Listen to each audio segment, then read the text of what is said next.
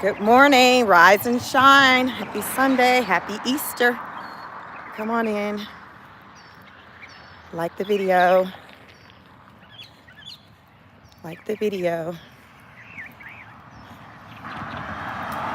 Join me in this Sunday morning, Easter Sunday morning, walk and talk. I wasn't sure if I was going to do a live today, but I decided to do so. Come on in.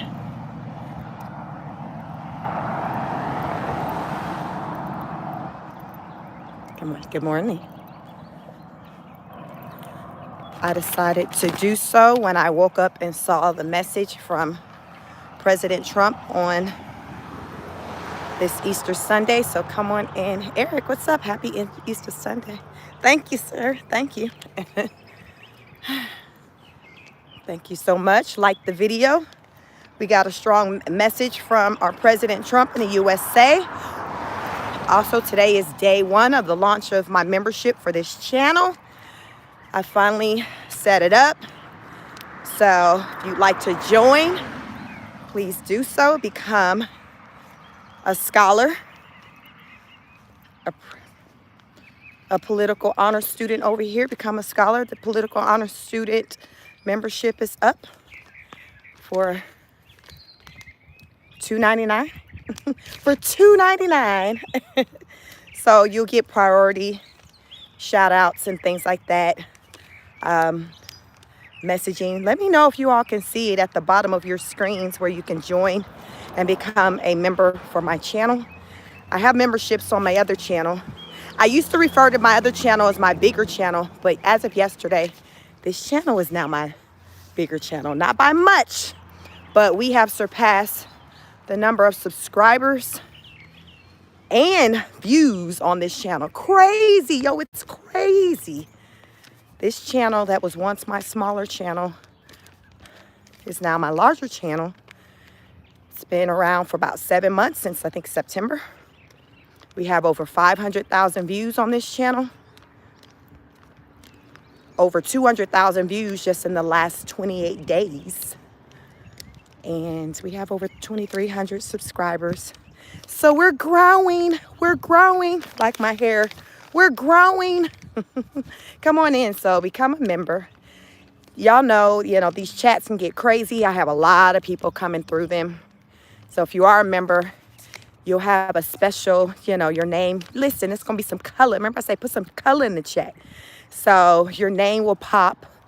Therefore, I can see your comments and be able to read them, prioritize them, all of that. So right now it's just one tier, $2.99. Got them China prices, $2.99. We got the Temu prices, the Temu price. Y'all know what they say, the early bird catch the worm. So that's what it is right now for one tier. So I don't know 6 months down the line where it'll be, because this channel is growing super fast. And I'm very grateful and thankful for each and every one of you. Good morning, Dr. J. Grateful and thankful for you. Happy Resurrection Day. Come on in, you all. Hit the like button. Double tap the screen. I have a message for you all. Trump released a message. And I wanted to share it with you all. So I decided to go live. Because at first I'm like, I think I'm going to do my walk solo though. Like back in the day, y'all, I wasn't all like this walking. Like I promise you, I was like walking by myself or my husband or the dog, But people seem to like the walk and talk, so I love for you all to join me. And hopefully it motivates many of you to get to moving yourself. So this is what we do. What they say, you kill two birds with one stone. So come on in, like the video. Dr. J, let me know, are you able to see the membership sign up on the channel? Anywhere does it show that this channel has membership? Do you see anything at the bottom? Because it just got approved like overnight, and I got an email saying that everything's good and it should appear. Thank you so much. Please plug that. My memberships start at $2.99. Today is day one. So you know what they say, when you're early bird catching the worm, day one of the membership. So what'll come with that is just priority of I'll be able to see your name. It'll be like a color. I created a nice little emblem that should show next to it, an emoji. And the first tier is, I called it political honor student, but the membership name, I think it'll say scholar. So you will be a scholar. You know, I affectionately call my subscribers honor students because we are lifetime learners. We elevate over here. We ask questions. We don't assume. We do our research, facts over feelings. We require people to rise to our occasion versus us stepping down to their, all of that. Y'all know the stuff that the elite, the elite learners do. So we are the honor students. I got some other ideas and things coming with this channel, so I'm really, really excited. Yeah. Thank you so much, Dr. J. Dr. J, the very first member. I'll always remember that. So this is what it'll look like if you all see. It's in color, green. Welcome to political honor student. And yeah, she's a political honor student. So become a member today. Today is day one, Easter Sunday. You all, I promise you I didn't plan it to be this way. You know, I did not plan it to be this way, but I'm growing, so I have to elevate, and that's just a part of life. You know, you grow, you elevate, you evolve, and I encourage that for all of you. I appreciate you too, Dr. J. So you all double tap the screen, hit the like button. So it's a good 49 of you in here. I'll go ahead and get ready to read this message to you all because it's a message that I promise you, you have not heard another president give on the Easter Sunday. Genius asks, what's my channel about? Welcome, good morning. My channel, well, as of now, my channel has evolved to being a more of like a political current events type channel. I just talk about things that are going on in the world that primarily impacts the Americans, U.S. citizens, which is I'm located in Georgia, in the USA. I'm in the state of Georgia.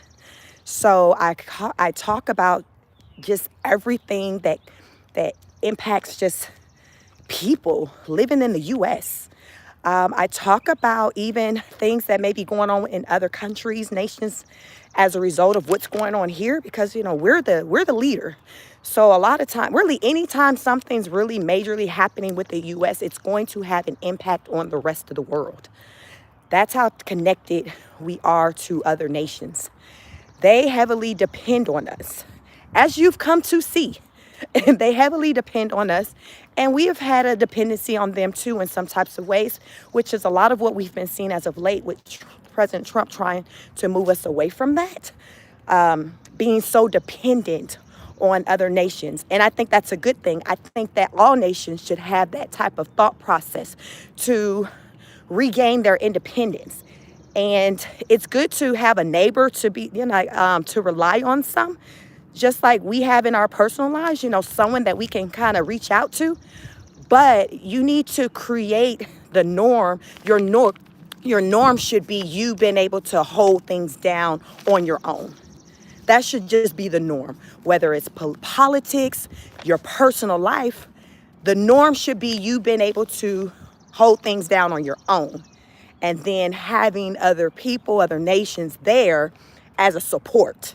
And as we've come to see, that hasn't been the case with even our country we're seeing it as it plays out when it comes to these tariffs and these imports. Up until now, which is what motivated me to talk about these things on this channel, is I did not realize how dependent our country has been on other countries. Many of you probably didn't either. You go out, you live your life. Life already be lifing. So when it comes to a lot of political stuff, we like, they can handle that. That's above my pay grade. That's above my pay grade. They can handle that. So this is what we've been doing. And we vote these people in with the mindset of them doing just that, handling it. And then what we've come to see is that really hasn't been happening in the way that we thought it was happening. We're in the time of reveal, the great reveal. And that's why a lot of what we're seeing and hearing, we're like, what? Like, look, y'all, broke my little C necklace. Y'all know how sometimes if y'all familiar with it, I have my little child and broke the necklace. So I don't even have my necklace, but people are clutching their invisible pearls because what they thought was taking place has not been taking place. How they thought the money, that money that you pay into each and every month was going to things that benefited them and our nation, our country, our people. No, it's been getting spent all right. It just ain't been getting spent on you. But that money is being spent. So that's pretty much, what this channel is about. So if you're interested in anything like that, this is the place. This is the place. I have another second channel just called Chic Speaks. That was my original channel. And that channel, I talk about just current events in general. I may do reactions, mental health, heavy mental health. Because my background is my background is clinical mental health. I have a master's degree in clinical mental health counseling, which means that I can operate as a therapist if I were to activate my license, and I can just do that. Whether I want to set up my own private practice, go work at a school, whatever. But I choose to be out here on the internet with you. I like content creation. I prefer to serve in this way at this time of my life. And so welcome. Become an honor student. Today's day one of my memberships. $2.99. $2.99. Is that what they hit you when you go in the beauty supply? How much is this hat? $2.99. $2.99. $2.99. But ma'am, how much? $2.99. I done told you it's $2.99. It's a $2.99 store. So right now, it's just $2.99. $2.99. $2.99. So go ahead and join. Today's day one of my political honor students membership. So let's get it. Double tap the screen, you all. Like this video. Like, share, and subscribe. Be a part of the tribe. As my good friend like to say, grow with me or watch me grow. So let's get into it. Easter Sunday. Happy Easter Sunday for those of you who celebrate or acknowledge Easter Sunday. So, President Trump's message. The headline read, President Trump shares Palm Sunday message. Here we go. This Holy Week, Melania and I join in prayer with Christians celebrating the crucifixion on the resurrection of our Lord and Savior, Jesus Christ, the living Son of God who conquered death, freed us from sin, and unlocked the gates of heaven for all humanity. We pray that America will remain in a beacon of faith, hope, and freedom for the entire world. And we pray to achieve a future that reflects the truth, beauty, and goodness of Christ's eternal kingdom in heaven. That's his message. That's his message. So I was listening to a news outlet. I think it was Fox News. And one of the commentators was like, I know it don't sound like, I know he didn't write that or whatever. And the other guy who's like, I don't know, some religious guy that they consult with on their network, he was like, well, probably not. But that's why, you have people around who can put those things for you together if that's what you want. Right. Like, sir, come on now. You think these politicians be out here when they're at, running on election and going and talking before people and they be having these long speeches and stuff? You think they be writing that stuff themselves? No, you have writers. There's nothing wrong with that. It's nothing wrong with having someone write out your sentiments, how you feel.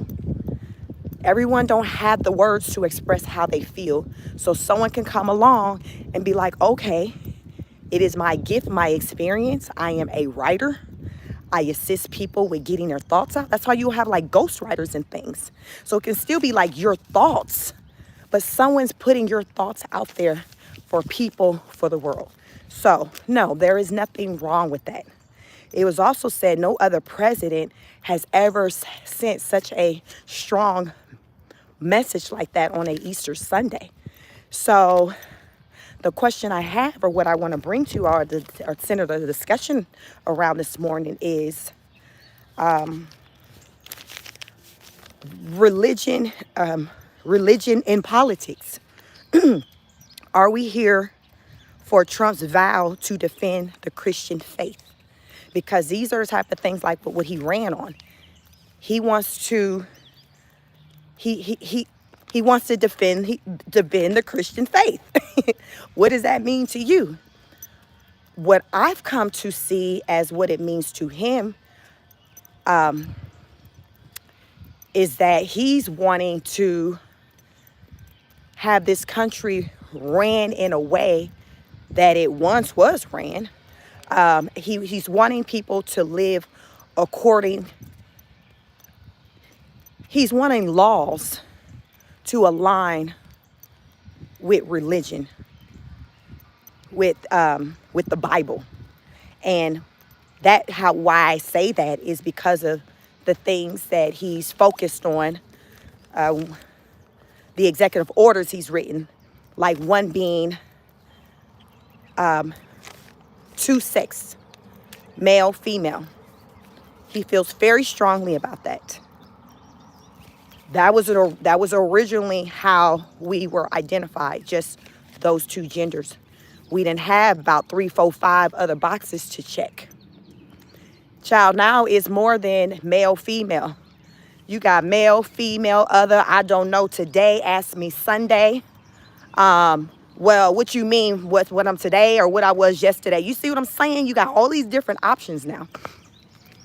So you got to just pick one, and I guess there's some data in the background that's bucketed to capture whatever you identifying at the time you completed said application or completed said document. So I know he's wanting to just, and which he did, right, in the executive order, it's male, female.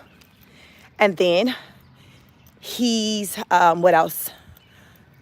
He's wrote in the executive order to have boys playing sports designated for boys, girls playing sports designated for girls. Well, what I mean by that, let me reword it.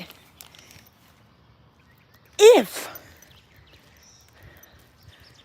you are going out to sign your child up, or you say your child is in college, choosing to sign up to play a sport, and it reads, female volleyball team, would you like to try out? Then when you show up to tryouts, when you go into the locker room that you're designated to use at tryouts, your expectation should be to see a natural born female with the same body parts as you.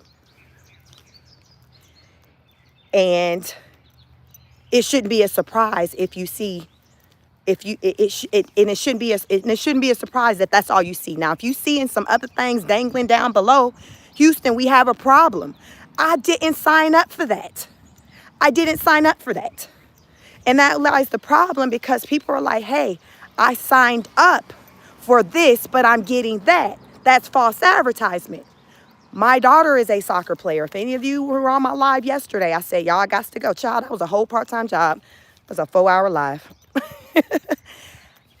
I had to rush y'all to soccer practice. I am a soccer mom. I am a mom of 3.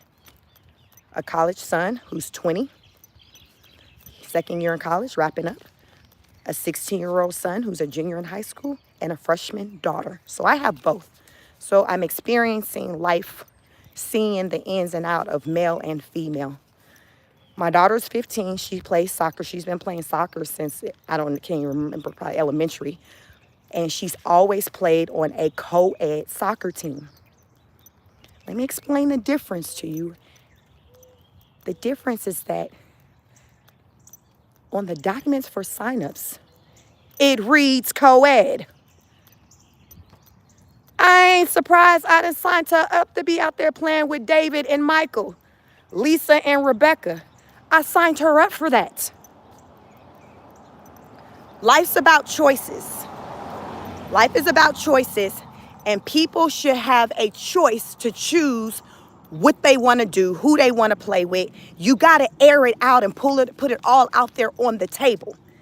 If my 15-year-old daughter is going to be playing with all girls, because on the signups it says girl soccer league, that's what the freaking I'm looking to see.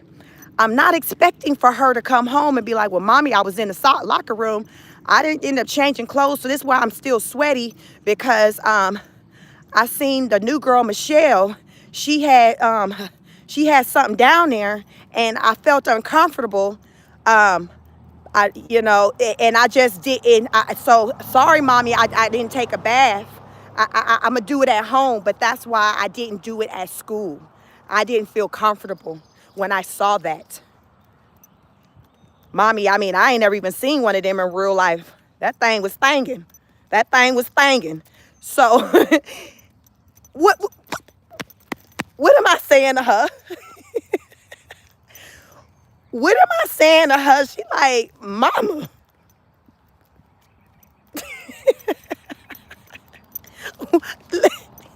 Y'all, I know that statement hit y'all with a bunch of things, and I got to tackle all of them. I got to tackle all of them. Baby, some things gonna be thangin' now. Some things gonna be thangin', but when you see them thangin', it shouldn't be on Michelle. It should not be on Michelle. Daniel, that thing could be thangin' on Daniel, but Daniel supposed to be next door in the locker room next door. And baby, you supposed to see that on a different occasion. You supposed to see that on a different occasion. Y'all, these are conversations that we got to have with our kids today. So Trump trying to make some adjustment. I'm here for it, because this ish right here, I ain't ready to be telling her why Michelle thangin'. I'm not ready. I wasn't ready. And that's what Kevin Hart said. I wasn't ready. I ain't ready to be telling her why Michelle thangin', because that's multiple. Child, that you see how many points you got to hit on. You got to talk about the thangin', and then you got to talk about why it's on Michelle. I'm not ready. The paperwork did not say that that's what I was gonna have to deal with. That's not what the paperwork said. You need some preparation for that, right? And that's only fair. You need preparation for something like that. So that's what I'm saying. If biological boys, want to play in girls' sports, make that aware up front on the website, on the paperwork, to say, hey, remove it from girl league and say co-ed. Simple as that. Remove it from girls and say co-ed. Co-ed. Set the expectation with the parents that this is what the experience is going to give. It's going to be co-ed, and it's going to be maybe even some who looks like one thing, but they identify as another thing. But we're titling it as co-ed because it's all inclusive. And when it comes to the locker room, this is how we have it set up. If they identify as a girl, we allow for them to go in there. If they don't, they go where they identify. Let me know. Just let me know, y'all. That's all I'm asking. Let me know so I can have whatever conversation I need to have with my child about what she's about to possibly witness. And I can also make the decision as a parent if whether or not I want her to participate in said event to witness whatever she may witness. Don't remove that from me. And so what's happening is that it's been removed from a lot of people, and they're not learning that they're now about to be playing with people who weren't born as, say, women. Using an example of women. Many women now across this nation, the USA, are showing up to sporting events, participating with trans, not even knowing in some situations until they get there. And to be honest, you all, I have yet to hear of a case where a trans competed against biological girls and a biological girl beat them in that sport. Let me repeat that. So what I'm hearing is that when biological girls are going to play these sports, and let's just say it's two trans that are playing with them, they're automatically biting to try to get third place. They're already knowing that third place is best that I can get. Because place 1 and 2, oh, it's already done. It's already done. 1 and 2 is done. Can you imagine going to an event already knowing, based off of how many trans that are participating, that the best you can do as a woman is the place following after all of the trans. So if you got 10 of them, you already banking on, all right, well, I guess I'm about to show up and show out for number 11th. You better get happy about placing 11th. You better get happy about that because 1 and 10 is already sold up. How defeating do you think that is? Y'all double tap the screen, like this video. I'm sharing some things with you. I'm opening up. We having dialogue and conversation. Talk your talk, just say it respectfully.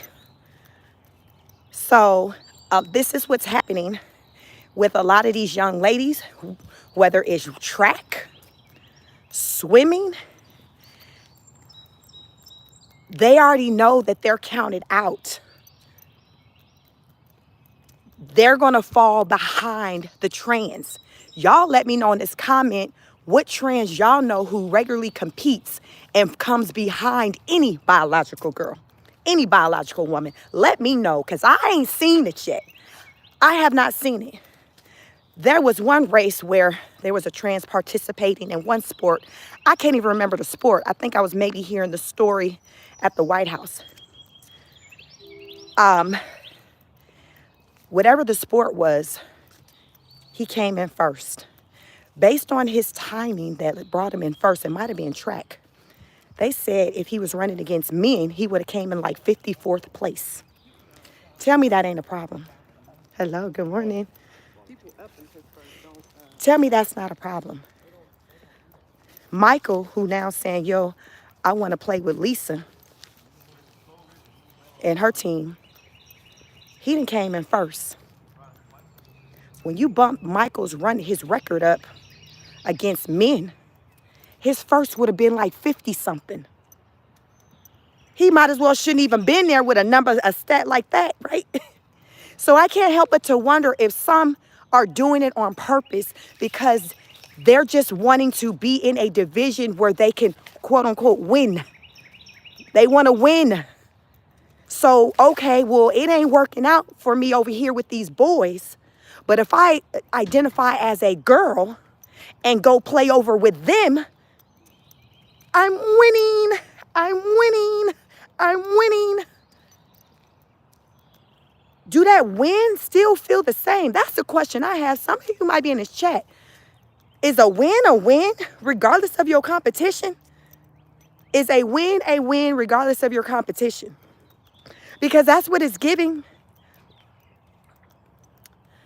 Yep, I have a 20-year-old in college right now, second-year college student. Sure do. Currently, my daughter is my only athlete. My sons have played sports, but at this point, she's the only active athlete. She's a soccer player, very good soccer player. So right now, with the way that things have been going, she, as a grown woman, she could very well compete against men or play with men on her team, going off of the notion that it's a woman's team. But Trump did sign an executive order. So as long as that is still in place, that's not going to happen. But who's to say somebody coming behind him is not going to want to come and undo? I see somebody probably coming and undo just about all, unless they another Republican coming and undoing all probably that he done. But I just can't help but to wonder if when these types of things take place with people who identify as trans, Do they view a win regardless of how unfair and uneven the playing field was? When they see that, well, Michael, yeah, I see you ran in this race with the other young ladies. Yeah, you won. Well, when I put your number up against the boys, that team you used to play with, man, you would have been dead last. You would have been beyond last. Do Michael be like, it is what it is. I cleaned it up over here. I cleaned it up over here. Start Harlem shaking and stuff. Do you Harlem shake still as a biological boy or male when you beat biological females? Do you just still twerk it out after the win? I don't know, y'all. I be wondering. People ask, why did I vote for Donald Trump? Because he ran on common sense. And the fact that we have to have conversations like this to convince someone, to try to help them understand why this isn't cool, is an entire problem in this country. It's a problem. It's a problem. A counting actor says, common sense is rare in this country. Keep speaking the truth. Thank you so much. Like, it's a problem, y'all. This ish, I always say. I say on this channel probably every live I do. This ain't that deep. It's not that hard. It's real basic. But people make it deeper than what it really is. 20 years ago, where y'all old heads at? I'm 44. I'm just going to say 20 years ago. Just for, 20 years ago. Were we having conversations centered around why a biological boy or male should not play a sport and compete against biological females? Like, y'all think about it. Let's just go back to the 80s. What the freak were we talking about? I was born in 80, so I was a kid. So y'all who were like still grown, y'all were adults. The ones who are adults, I know what my age group and my audience is over here. Can you imagine that in the 80s, it been a conversation and y'all watching the Olympics and it's been a conversation about biological boys playing in the upcoming event with biological girls? Come on now, y'all. Help me understand. Because y'all, I'm genuinely trying, I'm genuinely trying to understand. Because in today's times, I don't get it. I don't get it. But that's why I'm asking y'all who were around back in the day, who are older than me, who maybe my mama age, y'all in y'all 60s. So let's just say go back to your 30s, your 20s.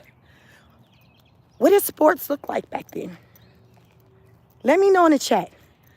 Go back to the 80s, y'all. We about to do a flashback. Y'all think about y'all music y'all was listening to, the activities you were doing. You was roller skating.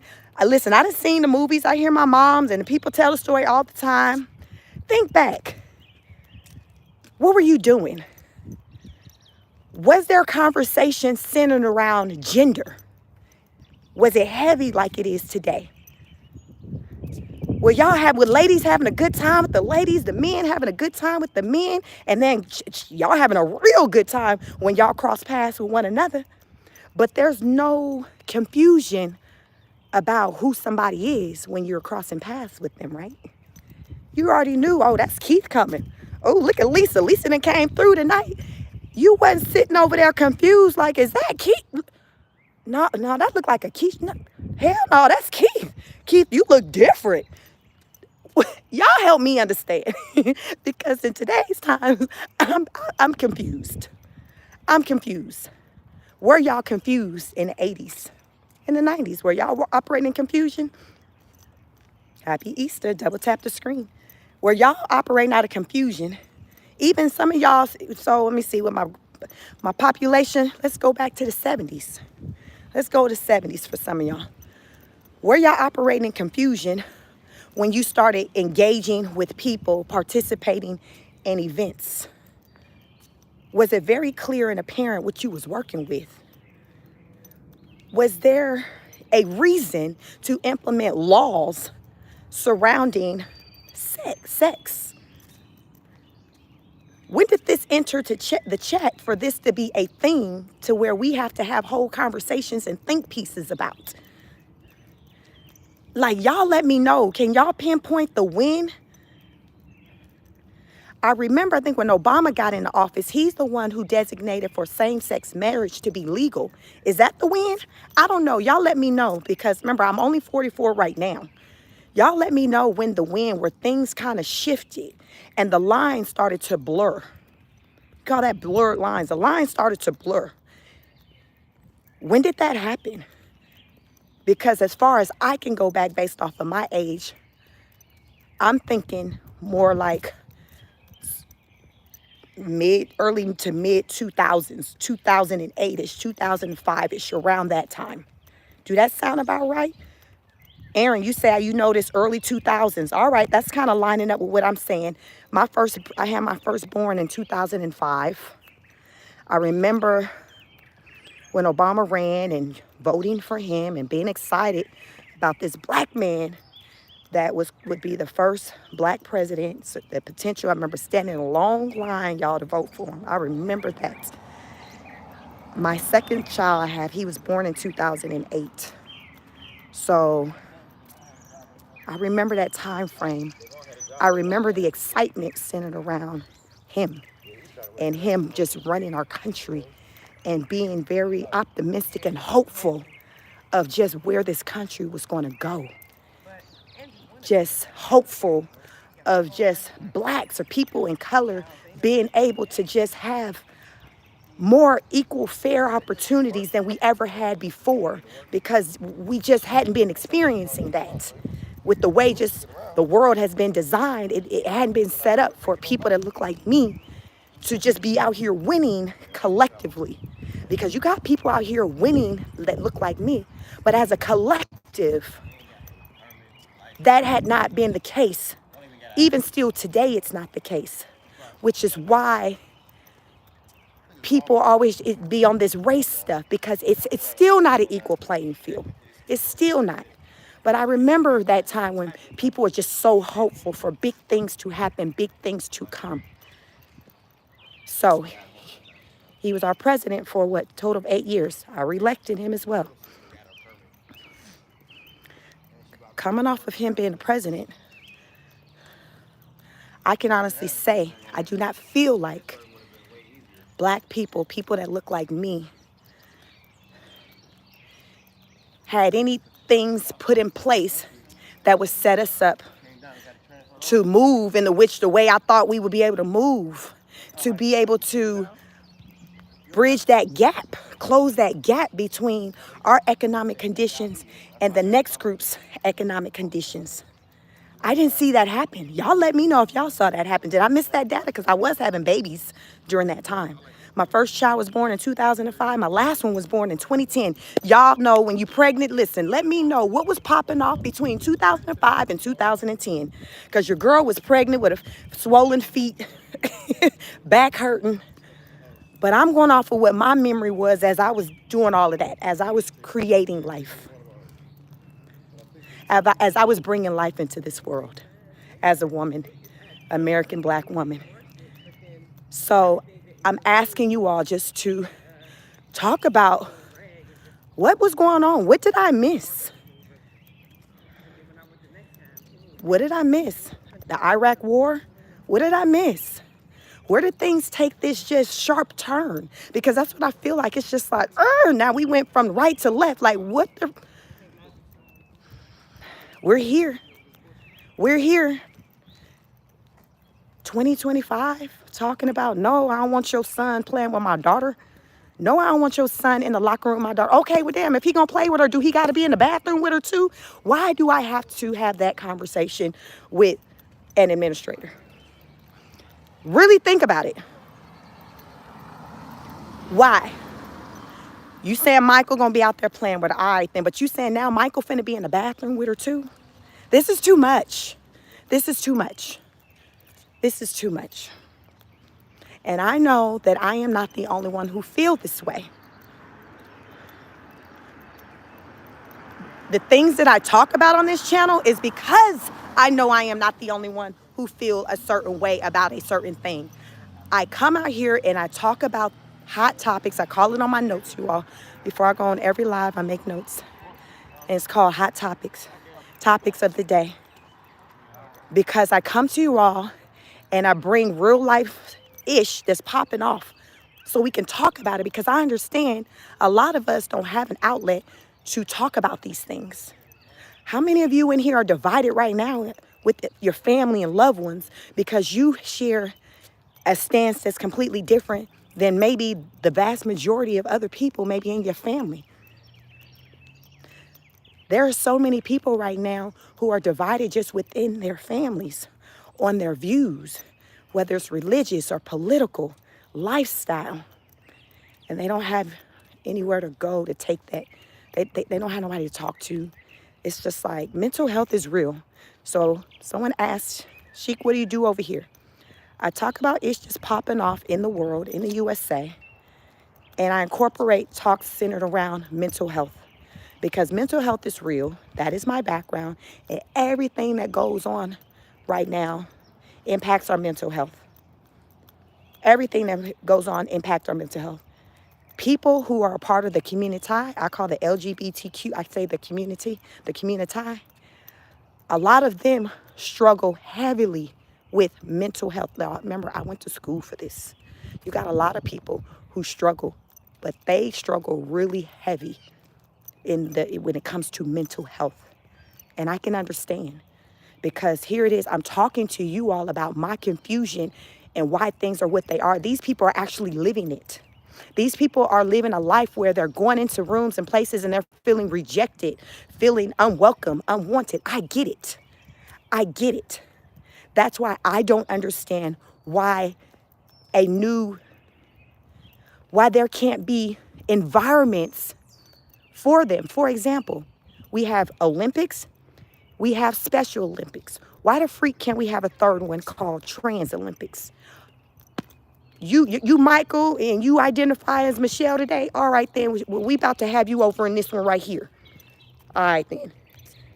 You want to play in the one, you Michael, and you want to play with, the men? Okay, well, you play in this regular one. Y'all see what I'm saying? Why do we only have to have two categories? Why can't we got a Special Olympics. We ain't got the crippled out, the paraplegic out there running with Usain Bolt, Sha'Carri Richardson. We ain't got that. Who is Shamar? Any of y'all on here who know Shamar? Shamar on the internet. He's the internet personality. Shamar, I don't even know what his disability is. But that's like having Shamar in a race with Michael Moore. Usain Bolt. You're not going to have someone who's handicapped running in a race with someone who's not handicapped. You're not going to do it. Why? Because it's common sense. Remember, I told y'all I voted for that man on common sense. Why can't we have a third category for trans? So Michael, he identifies as Michelle, but he still had the strength of Michael. He can run against Kevin, who identifies as Lisa. Y'all see what I'm saying? This ish ain't that deep. It's just using common sense. What is up for debate or argument? He's still running with people whose biological makeup is still the same as his. So from a mental standpoint, if he feel like, okay, I want to run in a race with somebody that's a girl who views himself as a girl too, no problem, Michael, now, Michelle, no problem. Meet Kevin. Kevin goes by Lisa right now. Y'all both in here with y'all poom poom shorts, y'all braids. Y'all both saying y'all identify as girls. All right, then, well, come on, get marked, get said, go. Y'all finna run against each other. Y'all running against each other. Y'all tell me why that don't make sense. You want to race, right? So it's equal playing field. That's all I'm saying. It's equal playing field. Double tap the screen, like the video, y'all. It helps with the algorithm. It's equal playing field. What's wrong with that? How do you argue equal playing field? Therefore, if whoever wins out of them, like it's a genuine win. They both identifying as female. They both are biological male. Where is the problem?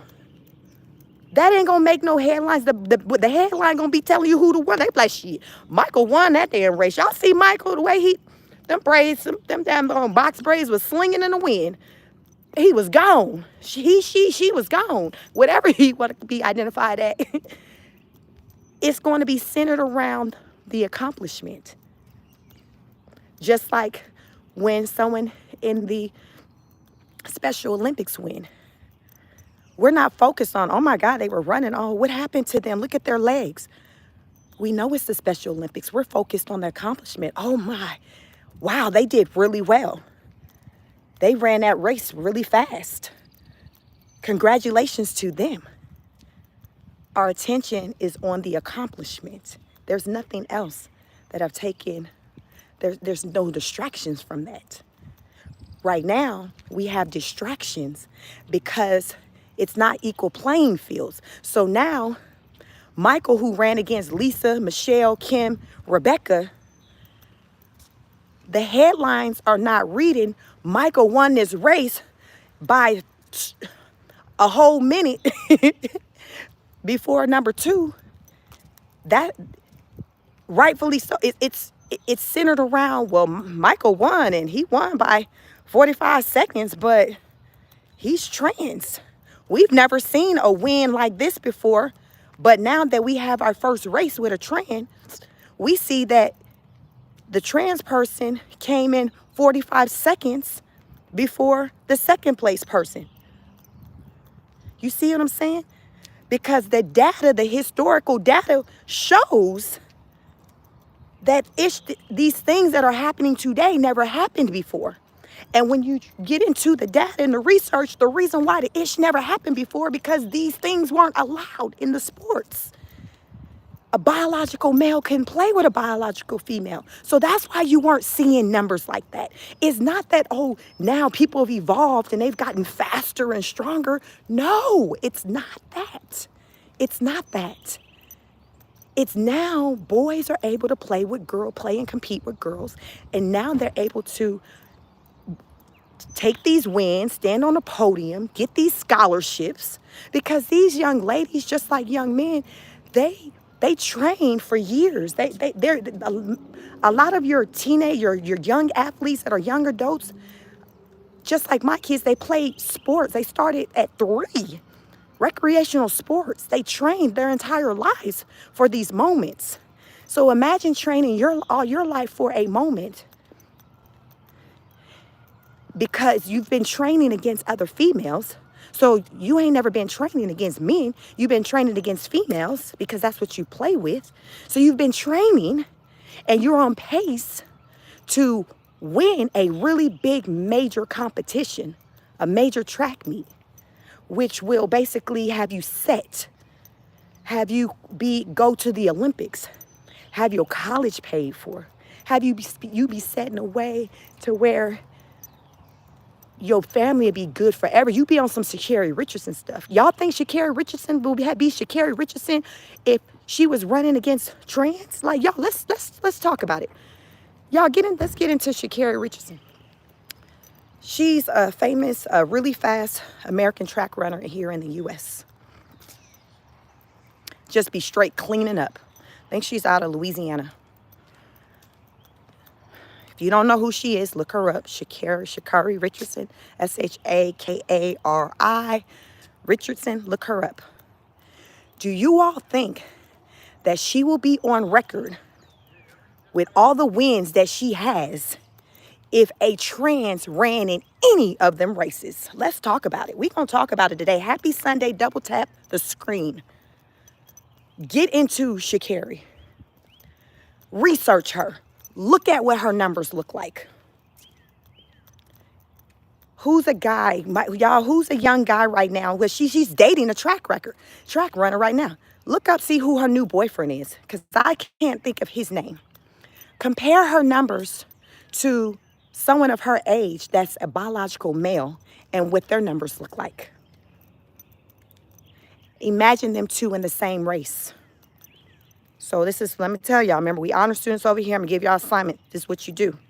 Sha'Carri Richardson, I don't know who that is. Google her. Take a moment, Google her. Read her stats. She's right now dating a guy who's also an athlete. At least he's a track runner as well. Look at his stats. Like, all right, sheep bet. You said look both of them up, see what their numbers look like. Bump their stats against one another. The question is, who would win if they were to be at the same meet? Remember, she's on record as the fastest female, the fastest biological female.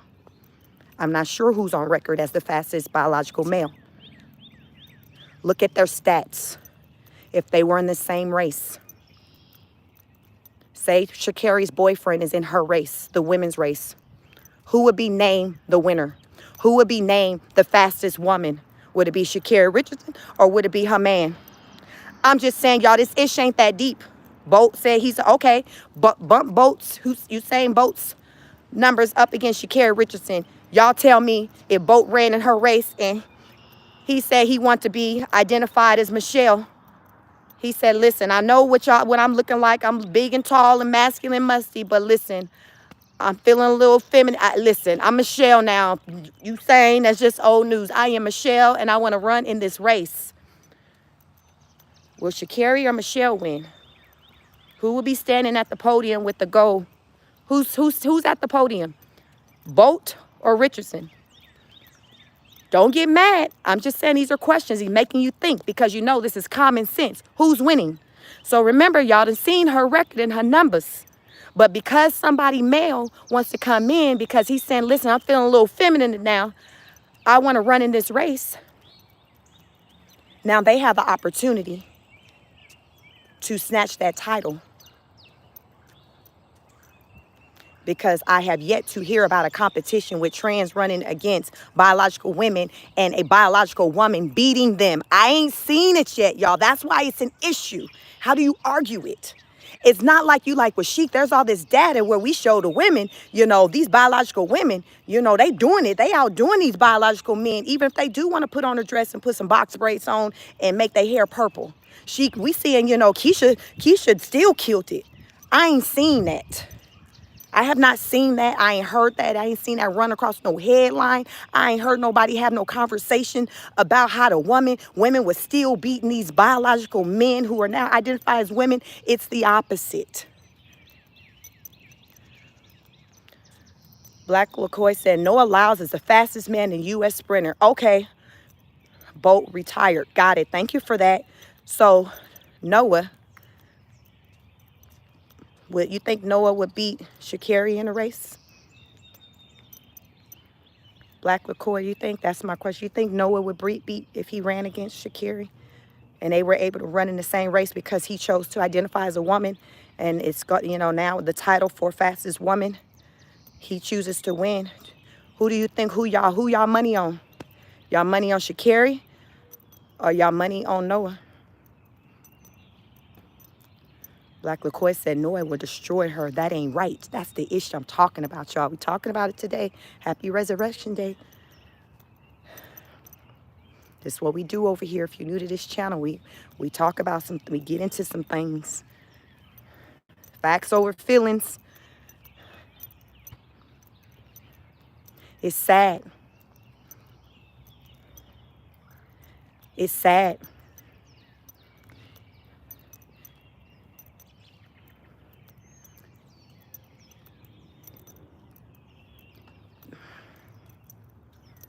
I say this to say that a lot of women who are greats at what they do, according to their numbers, their title, because that's what you're measured on. Like, what determines your greatness? It's your stats. It's not, because I like your hair or I like your personality or your skin tone look like mine or it don't. It's the stats. It's the numbers, right? Numbers don't lie. So there are a lot of women, amazing women who have done amazing things in categories and competition against other strong women, awesome women in sport. So think about any sport you all know where you have a category of men and women and you know who the woman in that category who's straight, just a beast, killing it. Think about if that woman was in that competition with trans And each of those each time that she competed in whatever sport it is, whether it's a race car, boxing, track, volleyball, basketball, that woman that you got in mind, think about it, in all the competitions over her lifespan that she played in, she was playing with biological men, biological males. Would you know her today as that great woman? Would she be on record as being the woman who did this, that, and the third? Would we even have any categories where a woman was the greatest of all the women? Like, really think about it. No. Let me tell y'all how you have some people who are realistic about trans and their strength. I was watching an interview, and it was a trans there, and she had her best friend who was a natural born female. The interview, she was just talking about how she dates. She don't tell men right away that she's trans or whatever. She just feel like it's just not their business. When they maybe go on a couple of dates, then she'll let them know she's trans. Her biological female friend said, well, I don't really, what did she say? It was her stance. I think her stance was, no, I don't really think she should kind of wait that long to tell the men, but whatever. But I will say, even though I consider her as a woman, still, she said, if I need to open up something that's hard to open, she says, I hand it to my best friend, my trans best friend, because I know her strength. She still has male strength. And the trans best friend laughed and was like, yeah, she does. I mean, because, you know, I'm stronger than her. Y'all, this was the conversation. The biological woman says she still considered her best friend, who's biological trans woman, trans, as a woman. She's like, listen, she's still a woman, but I recognize that her strength is that of a man. So if I need strength, I need to open up something, I hand it off to her so she can open it because she's stronger. She still has the strength of a man. That was the conversation. That was a trans acknowledging her strength. Like, yeah, you know, I feel like I'm a woman, but yeah, I do have the strength of a man. If somebody roll up on me, I throw these sets like I'm a man because I'm still, this was what she said. So again, it's a psychological thing as to, okay, what you're choosing to identify as, but it has nothing to do with the biological because that trans outright acknowledged her strength is still that of a man. So she's like, yes, sis, I'm still a man. Give me whatever to open, whatever where you need strength because I got male strength. Yeah, I want to be identified as a woman, so I should be able to be that. But I know I got the strength of a man because that's what I was born. So yes, go ahead and hand me that jar. What you need? Oh, who want to fight? I'll whoop your, like this. You see? So that masculine energy, it's still there. Regardless if you don't want to identify as it, it's still there because it's who you are. It's how you were created. Y'all, I'm not making this ish up. I'm just telling y'all how it is. I'm telling you how it is. So with that being said, that's why I feel like it warrants to have a third category when it comes to sports. I have not heard President Trump mention that part. He's just like, listen, boys play with boys, girls play with girls. That all aligns with his Christian faith of, you know, the direction of how he wants this country to go. I'm taking it a step further. I'm just saying, hey, let's just create a whole nother category. We'll just have a third category for all else. We got boys, and then we got the girls category, and then we got a third category for, let me see, we already know, so we got the boys separate girls, so that's the regular Olympics. We got the Special Olympics with those who are legally handicapped, paraplegic. And then I'm just proposing that we have a third category for people who are trans, who are born one way but identify as another, and they want to compete. So they compete with people like that also was born one way but identify another. You know what? Like, what's the problem? Makes sense to me. It makes sense to me. So I don't know, y'all. Happy Sunday. Some more of you all have come in. I'm going to read the statement again. Welcome. Double tap the screen, like the video. Happy Sunday. I'm going to read President Trump's message that he put out to the world today on Easter Sunday.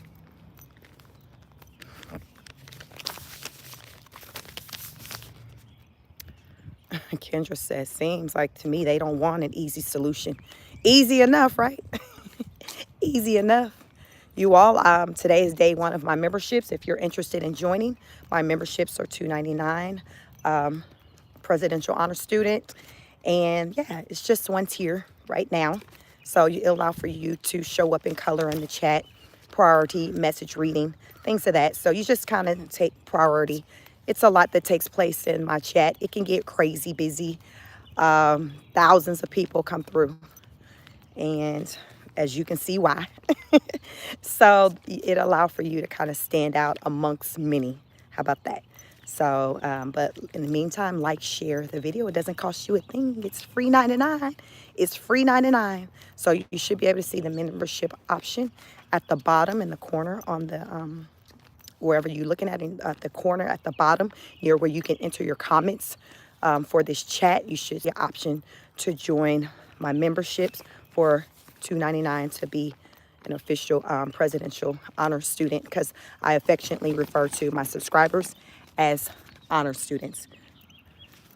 We are lifetime learners. Listen, we use common sense over here. Facts over feelings. We move with strong discernment. We keep it simple. We require for people to rise up to our level. We do not go down. You step up to our level.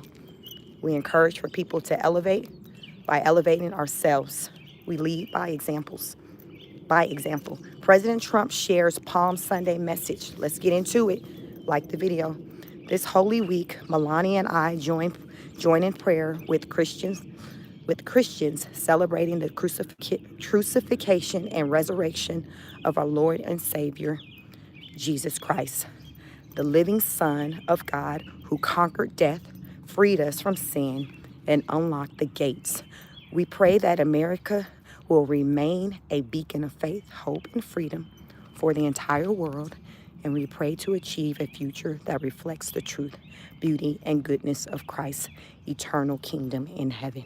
Hello, that's the message. This was the message he put out. This is a message that no other president have put out on this type of level, as far as centered around just Christianity, faith. Are you here for Trump's vow to defend the Christian faith? Because that's what he ran on. That's what a lot of people voted him in on, amongst other things. But a lot of what he's doing is centered around his views, his Christian faith. And that's pretty much what I've been kind of talking to you all about, so you can gain an understanding of, you know, where he's coming from. And I've shared my opinion, which it aligns with his as it pertains to male, female identity and things like that.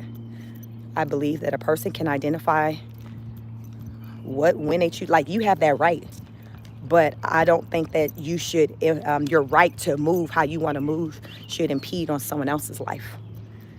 For example, if you're born one way and you identify as another way, just because that's how you choose to identify, if somebody else, another group of people are identifying a different way, I don't think that you should be able to come into their lane and force your views on them and make for them to accept you in their lane. Like a sporting team, an all-girls sporting team. You're a boy, you're saying, hey, I identify as a girl, I want to play on your team. I feel like they have every right to say, hey, we respect how you feel, but no, we'd rather preserve this as a only female team, biological female team. And what I'm seeing a lot is that with the way the world is going, is that we're having to acquiesce to people's fluid emotions. with how they are choosing to identify. So now we're having to have all these laws, these rules, and these regulations implemented because people's emotions are fluid with how they're feeling. So because they're choosing to feel differently at different points, then these laws are being adjusted to accommodate that. So because you have biological males that on days feeling like women, then now laws are being changed to accommodate that.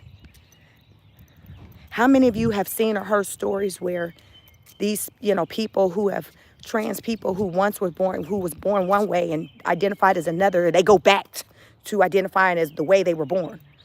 So then we got to shift and go back. Okay, well, we got to acknowledge them. So say you got Michael. So let me use the example. You got Michael, born Michael, now identifies as Michelle. Michael is running in sports with Lisa, biological girls. She done cleaned up, got all the awards or whatever in the world. Now, Michael's like, I don't want to identify as Michelle because y'all know that's a real thing. People change their mind. I don't want to identify as Michelle anymore. Yeah, at that point, that's how I was feeling. But now, I don't want to identify as Michelle anymore. I feel different. I feel like, no, I'm a male. I done found Jesus or whatever the reason as to why they want to go back to identify as a male. So now they get to go back into the lane of doing whatever with men after they done cleaned up when they identified as a woman. Make that ish make sense. So now you are expected to acknowledge them back again as a man, which you always was okay with acknowledging them as a man.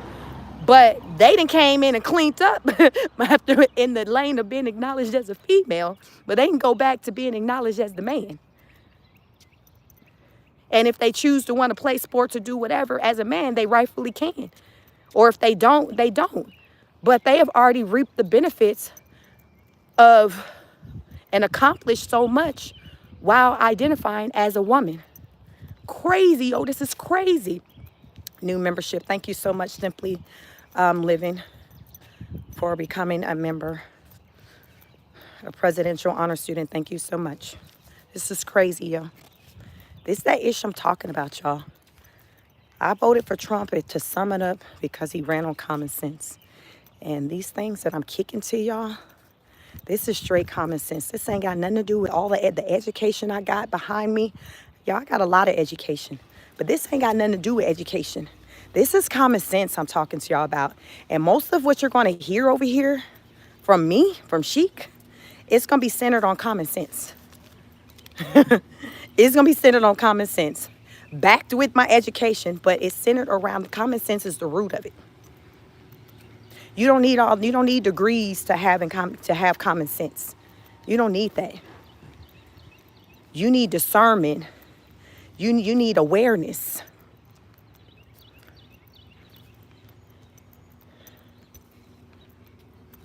Hi, I'm new. Welcome, Floral Place. Welcome. Like, share, subscribe. I hope you come back. Y'all, I'm simple. It ain't that deep over here. It's not that deep over here. I keep it simple. I like to communicate in a way that you all can understand because it's different people from different walks of life that come through. And I say things in a way to where it's life examples to where most people can kind of relate to and be like, okay, I get it. Now that you say it like that, it makes sense. Let me see, Tiffany, you say, my son got 3 months of non-pay for refusing to go through the pronouns course at Boeing. Thank you. Thank the Lord for sense. You all, I was researching. So last week, I was doing a car chronicle. You all like, share, subscribe. So there's another series I do on this channel. I'll do my walk and talks. These typically take place like on the weekends. During the week, I'll do what's called car chronicles. So while I'm driving into the office, I'll talk my talk and talk about just current events, things that are going on. And I posed the question. I talked about military. And I asked what the enlisting numbers and things look like when it came to military. Because A couple of years back, I was hearing that the numbers were low, but I hadn't been hearing that as of late about the numbers being low. So I got to thinking and wondering, like, okay, like, what are they enlisting? And you all can speak on it in here if you're a vet currently in the military. What are the numbers looking like with enlistment? Because I did my research after that live. Because a lot of times you all, as I'm walking, I'm talking, I have my notes, but a lot of as I'm talking, ideas, things are coming to me. So I start kind of just, I just start letting you all know where my thoughts are. Once I get stationed and sit down where I can see the screen easier without a glare, then I kind of start to go through the comments more. But again, if you send a super chat or become a member, I can see the color because it shows up, it pops in my live so I can see it more because it's on many of days, it's thousands of comments that are in this chat. So I did my research and I wanted to know what the military sign-ups look like because to me, it made sense that they would be up right now, primarily because of the economy, the poor economy here in the USA.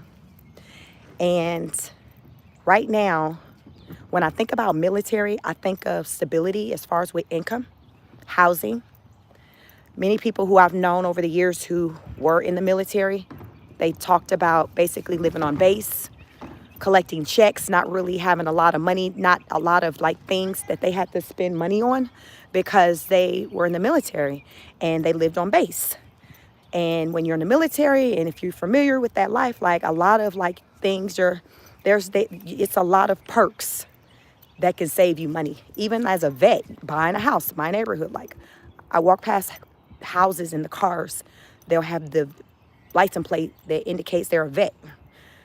That's how I know it's like a good percentage of people that lives in my neighborhood who were once in the military, which you get a discount, which you get the VA loan and all that. So there's like lifetime perks. So I thought about that and I was like, it would make sense to me that right now the numbers of enrollment will be up because life is lifing. And for us civilians, I'm a civilian. We're not getting these perks like that on that level. If you could become a senior, you live long enough to become a senior, you can start to get some little senior discounts. But most of us, like, we're not there. We're not in that category. So we're paying full price on things unless you're, married to someone who's a vet. So I'm like, it would make sense to me from a financial standpoint that many people may start to, young people coming out of college may start to explore the option of military. So when I did my research,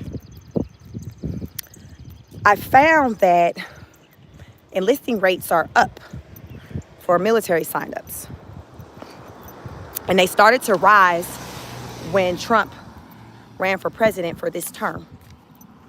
They were dwindling down, and it was being said that a lot of people were leaving the military because of this whole wokeness, leaving the military or contemplating heavily, strongly on leaving the military because they said they didn't like this whole woke movement in the military. Because remember, with the military, and I think it still stands because it was rejected, Trump did not want trans people or whatever to be able to be in the military. Because up until, I think it's still the case because I think it got rejected with him not wanting, with trans not being able to be in the military. But anyway, because of all of that, which was, democratic regime, trans, whatever, like whatever you want to identify as, you can be in the military. Okay.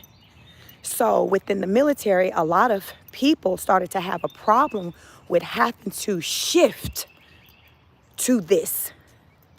What happened to, as I talk about, how we got to acquiesce to now the new way that maybe somebody is wanting to now identify themselves. Remember, it's all psychological. So we got to acquiesce to that. It's fluid to how somebody feels. So now the world has to move around with how people are feeling versus what it is. Because science is. So me being a woman, that is. Michael being a man, that is. Me feeling masculine and saying, I want to move like Keith. And I want to get my breasts removed. And I just want to, start talking different, wear my hair different. That's fluid. That's an emotion. That's thoughts. That has nothing to do with the science. But laws have started to be put in place centered around these things that are fluid, like the emotions, like the thoughts. So people in the military were like, yo, like, this is too much. Like, people who've been in there for years, generations of people being in there, men, like, yo, like, I'm used to man, woman, I'm men, I'm on the platoon, I'm dealing with men. I'm not having to acquiesce to this woman that now wants to be a man, and I got to treat or move differently because even though she wants to be a man, she's still soft like a woman. So I got to make sure that I factor that in with kind of how I do it. You see what I'm saying? People like, you know what? Listen, I done 4 years because y'all know as long as you leave on, what do you call that? You know, in good standing, you're able to still just have those benefits. So even though you're not sticking around for like the retirement, because you were a vet, you can still get the veterans discount. Listen, at IHOP, you can still get these discounts. You can still qualify, you know, for the VA loan and things like that. You're just, you know, discharge. What do you have? Honorary discharge, things like that. So people are like, yo, I can't do this no more. So the numbers you all started going down. Get into it, research it. The numbers were going down. When Trump ran and was like coming back in, once people learned that he had won and he was back in, because actually, y'all, I seen a commercial. I was watching like YouTube TV or something. I don't ever like watch TV. So I seen this commercial and it was like, I was watching 2020. So it's showing old commercial ads. So I guess this show that I was watching like 2020 aired around like pre-election. So it was showing these campaigns and it was Kamala. And Kamala was running on paying for the surgeries of trans people who are in the military. And if you want to have the surgery, you know, to transition, the government paying for it. That was part of the campaign, her campaign that she ran on. That's an example of what I'm talking about. So people were not here for that. So they were making plans to exit the military. Or not even enter the military. Wokeness, they called it wokeness. So when Trump ran and he won, people like, oh, ish, you know, and the numbers, y'all, just started going up. They went up like by 12%. Once he was elected as the next president, like the last quarter in like 2024, the enlisting percentage rates went up maybe like 12.5%. And even and in January, they went up more as well. I think they said by like 10%. And right now we're on, and prior to 24, we were more so on a decline when it came to like the enlisting in military. So now in 2025, we are on track to exceed or meet the goal of having like 61,000 new enlistees, I think just in the Army alone. Y'all, people are signing up to be in the military. There is something to that. Let's talk about it. Why is that? Why do you think people now are running to sign up to be in the military?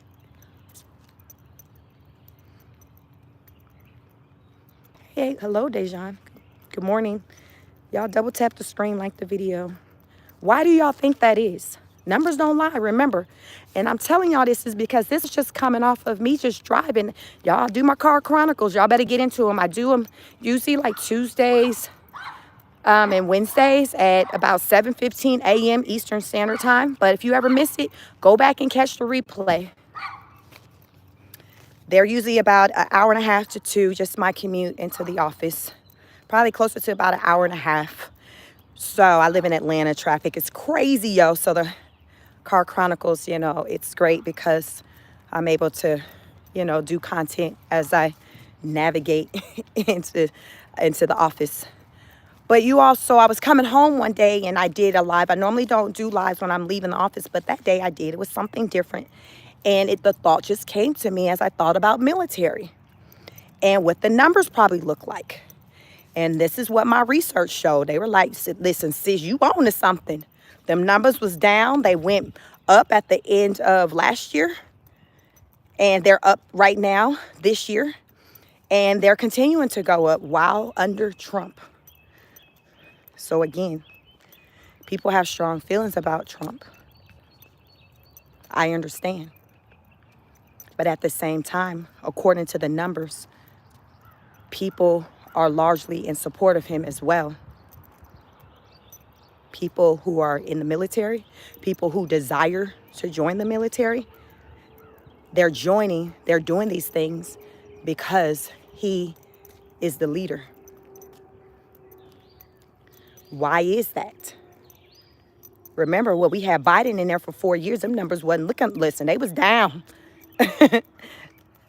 They was down before. By the time he got out of there, they were down. When Trump entered the chat, they started to rise. There's something to that. So some of you may be new to this channel. You found me. Maybe it's an algorithm because people just are randomly finding me, which means the algorithm is doing what it's supposed to do. Thank you so much. Please continue to like the video because that's what it does. It helps circulate my content. But there are a lot of people who share the same views that I do. And I don't come on here on this internet to force my views on anyone. I don't do what I'm doing over here. Most of you, if you're an honor student, if you use common sense and discernment, you'll understand that I share my point of view. I share my observation. And I open up the floor for you all to share yours respectfully. My moderators know that the only way to get rid of someone is if they are being disrespectful. Common sense is real over here. You know what disrespect looks like. Calling someone out their name, myself, my moderators, because I don't play about my moderators, and they dang sure don't play about me. One thing about my chat, people say, moderators don't play. But at the same time, people acknowledge that this is a safe place as well. And I'm very neutral on a lot of things. So you'll hear me talk about things that are favorable about Trump and his administration, how he's moving. And you'll hear me talk about things that I'm not here for. I do all of that quite often. So if you're new to my channel, this is just probably your first time seeing my video. So you don't have anything else to base it off of. But I'm letting you know, I have a lot of content out here talking about these types of things, and I'm sharing my opinions on different things. And you will come to notice that my opinion will change on different matters as new information arises. As I get new information about things, I'll come back. I provide updates and I'll say, hey, this was how I was feeling before. You all remember. But peep this. Let's talk about what I've come to learn. I have new information. And with that information, I have switched my stance because I have new information. That's what smart people do. You don't sit and still move the same way with new information you have that changes the situation. Where they do that at? We don't do that over here. You ain't no honor student if that's how you moving. That makes no sense. You move based off of the information you have, right? And sometimes the information at the time when someone's sharing stuff with us, we don't have all the information. Most of the time, we never have all the information. We make decisions based off of the information that we have at that time. And when we get additional information, we reserve the right to change our stance. That's what each and every one of you have the right to do, at least in the US of A. This is the right we have in this country. So I do that over here. I'm not going to stand on something just because, well, I told them I supported this, so I got to stand on it. No, no, no, no, no. People, my followers, my honor students know I'm going to share my stance at the time based off of the information I have. And if new information, new data comes about, I go live and I share it with you. And sometimes the new information don't change my stance and I'm sharing with you. But sometimes it will. That's it. So Sam says, what's the new information? Yesterday I did a live. Oh my God, that live with y'all was 4 hours. It was crazy. Yesterday, I did a live and it was heavily focused on the prisoner in El Salvador, Kilmar Abrego Garcia. Child. Y'all know who he is. Listen, y'all, I got his whole government, his whole name memorized. I done talked about that man so much and have done so much research. So initially, for a couple of weeks, I would talk about him.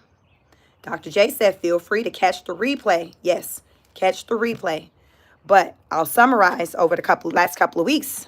I've been talking about him because, like many, I wondered what evidence it was that the American government had that supported his detainment in El Salvador. Because at that time, the U.S. government was being tight-lipped about it. And I found it interesting, y'all. No, low-key, I questioned, really, to be honest, if the man was still living. Because that's how quiet they were. I'm like, is he still with us? Is he still with us? We need proof of life. We need proof of life. I was on that type of time.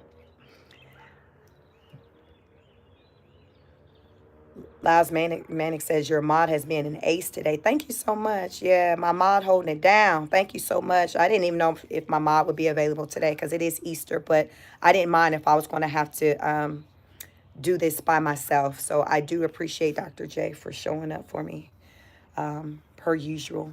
So, yeah, so for a couple of weeks, I did content talking about the case and questioning, like, yo, because remember, I voted for Trump. I am a supporter of his, but I don't support everything he does. So I'm like, yo, like, what's the deal? Okay, well, how y'all know this man did all this? Like, what I need receipts. You can't just don't come out here telling me he did whatever, and then it's just that. Like, we need more. Like, especially CCOT. CCOT is one of them places to where I feel like anybody going to CCOT, that need to be strong evidence that says that they did some wrong for doing in order to send them there, because that's just not what you want. There is no prison in the U.S. that even compares to CCOT. So I'm like, yo, like, okay, I'm gonna need. I know y'all saying he did. Listen, I need some receipts on this, because this right here.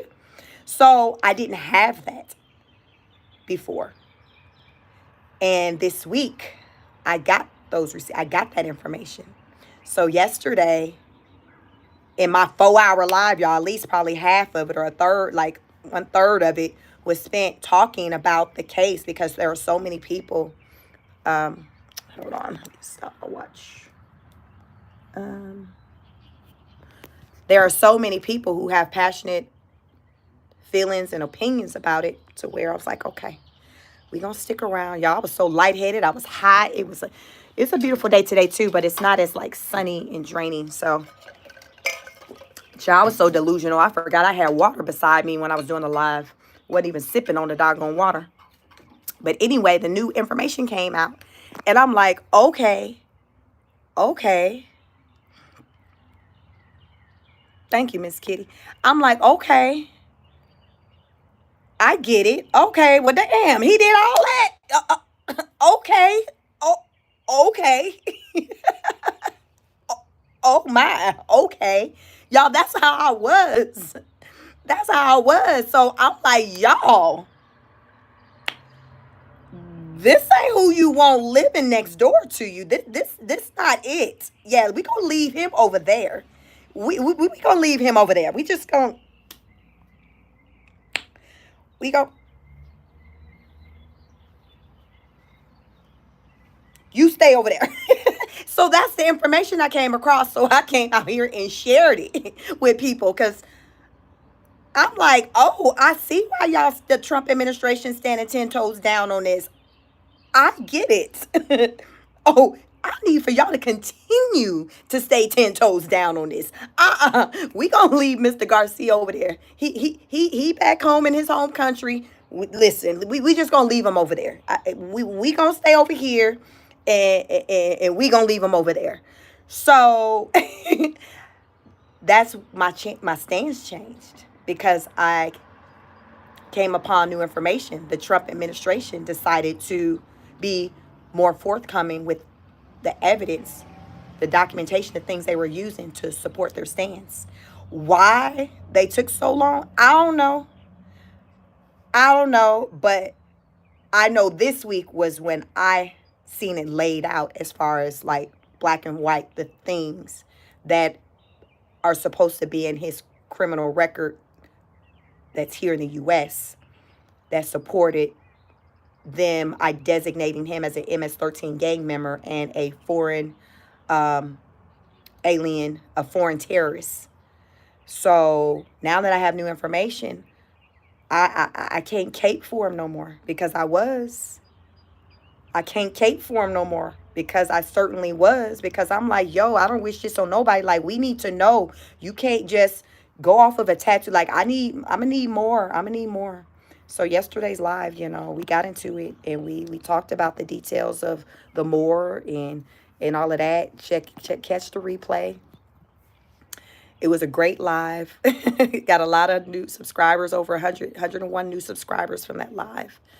It was a lot. It was a busy day. It was a busy day, a good one, but I had to come out here and share that new information with you all because that's what I do. As I embark on new information, I come out here and I share it with you because it can change how you. Oh, happy birthday. It says, don't mess with the pain.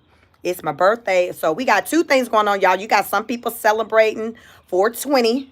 If you know, you know, it's 420. And it's Easter Sunday, Resurrection Day. What are you celebrating? Remember, I said we got 420. If you know, you know. West Coast. I'm from the West Coast, from California. It's 420. So happy birthday to you. Anyone else celebrating their birthday or a special day today? So what they say, when you know better, you do better.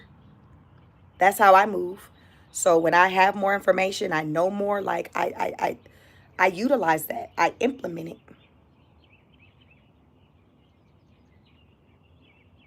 I implement it into just my life, into, with this channel. Like, y'all, like, this the information I came upon.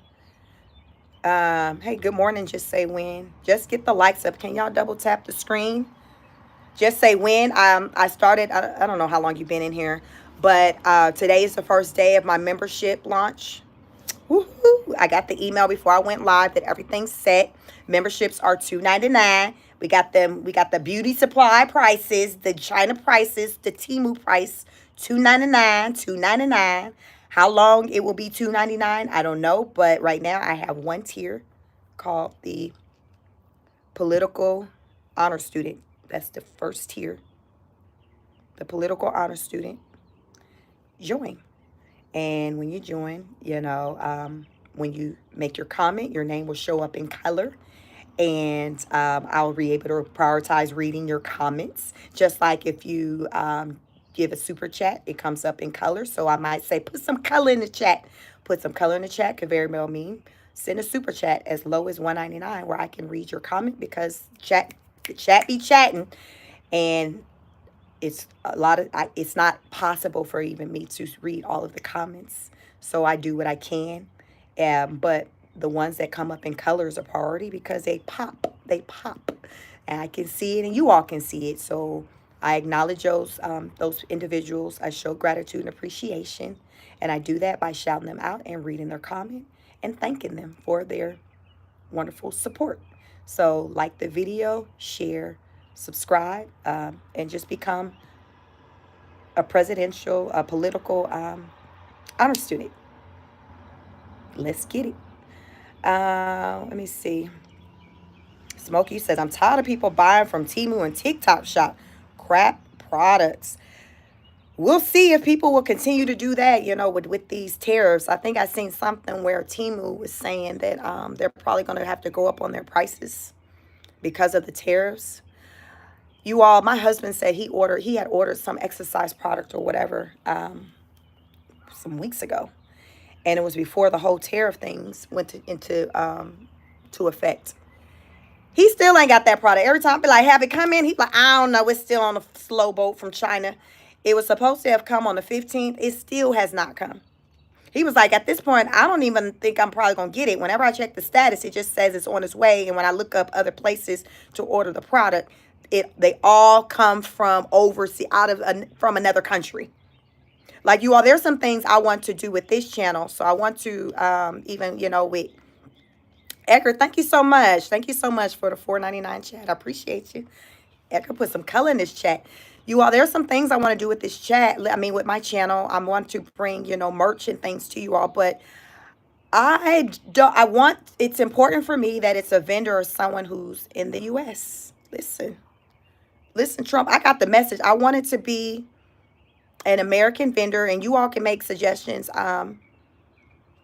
with because I'm looking for a vendor that's here, that's in the U.S., to where I can kind of collaborate with, where orders can kind of go straight to them, and they can do the processing and shipment of my packages. So that's where I'm at with this channel. This channel is growing, and I really want it to be just great. And I just want to just bring as much to you all as I can to offer you.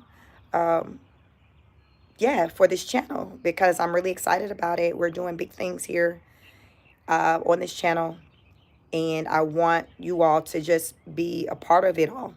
And those of you, really, you all, who rock with me right now, you're still pretty much in the early stages of my growth, because this channel is like 7 months old. This channel is very new. It hasn't been around super long. Like, just in February, I think I was at 500 subscribers. Talking about road to 1,000. Road to 1,000. Child, y'all, listen.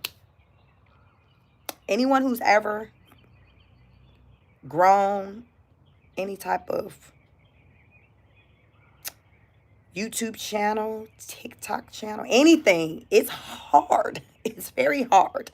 The challenge is finding something that grabs the people's attention and keeps them returning. That is the challenge. And once you figure that part out, then you roll with it and you kind of keep building on it. So that's where we're at. We are building. We are in the building phase, but we are very much very early. So join my membership. Be an early bird, because right now there is only one tier, $2.99, $2.99, $2.99. It is only one tier, the Temu price, $2.99. But as you know, that's not going to always be the case. So if you do join at that, what do you call that? You're you're grandfathered in. You're grandfathered in. So that's a rate, that you would be able to have. So, yeah, so join the membership. Happy Resurrection Day. Day one of She Speaks on It content memberships. Edgar says natural healing is going to boom, but it's not going to be American made. Eric says, that being said, the moral side of me doesn't believe he should be in prison. Yeah, everybody has their opinions, and that's why it's always making. And I think that's the reason too why the Trump administration came out with more information centered around Mr. Garcia, because it wouldn't go away. It was just that thing that's just not going anywhere. Like, okay, yes, you got him over there, but we're going to still continue to ask questions. We're not going away. We have many questions that are still unanswered. And I saw a press conference earlier during the week with the attorney, I think she's Attorney General AG Pam Bondi, and one of the reporters, journalists in the room was like, okay, Pam, I hear what you're saying. He this, that, and the third. But why can't you all put out the evidence to back that, so therefore it can kind of give the American people something to go off of? I'm like, say it again for the people in the back. Say it again. That was a real question. That was a real question. It's the question I've had over here for weeks. It's the question that had been circling around the media for weeks. And her response was, yes, we can do that. We'll do that this week. Well, I'll be like, what?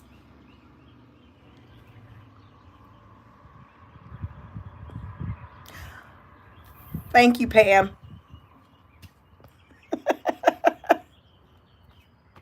Thank you. I appreciate it. Child, how long y'all been talking about this man? And we just now getting here? Help me help you. Help me help you. Hey, y'all, some of this stuff, it don't be that deep. It be like pulling teeth. Like, ma'am, Y'all could have done this ish weeks ago. Now, even though they put the information out there, people still kind of in their feelings and like still on their free Garcia type thing. But I do feel like it would have made it would have helped me. It would have made a decision for me. It would have helped me had I known 2 weeks ago what I came to learn today. But nonetheless, I know now. I know now. And I am moving accordingly and I am sharing the information. This man was doing the absolute most for no reason. The most to the people, the public, to wifey at the home. Like he was doing the most. Doing the absolute most. And they finally came out with the details surrounding that. And I don't know, as a collective, if people are like, okay. But I know I am. I'm like, you know what? I get it. I feel you, Pam. I feel you. I understand why you standing 10 toes down on this. I understand why Caroline catches the attitude whenever somebody brings his name up at the press conference. I understand now. Thank you. Thank you for that new information. It's very enlightening. It helps me out. I can take it back to the honor students. So listen, Linda, listen. Thank you, Eric. Eric said, I love your channel. Thank you so much. Let me see, Tiffany. Tiffany says, Miss Frog, let me see, as an attorney, I can tell you that you are wrong. Only American citizens are afforded our rights and our laws, period. And here's the thing with that, you all. When we talk about, okay, some people are sitting in this notion, or they're saying that it's on record of saying that even anyone over here, even if they're here illegally, deserves a right to have a day in court. Okay, so let's pause there with that. Let's pause there with that. Let me pull out my notes that I had from yesterday. Give me a minute. Double tap the screen in the meantime. Give your girl a like, because I be working, y'all. Y'all be seeing me walking, talking, reading notes, reflecting, giving shout outs. I be working on Resurrection Sunday. No, it's not that one. It's my other notes. Come on in here, y'all. Happy Sunday. Good morning. Still the morning. Let me read something. Let me read something to you all. Since we're talking about laws and rights. On January 2025, Trump designated MS-13 as a foreign terrorist organization. So,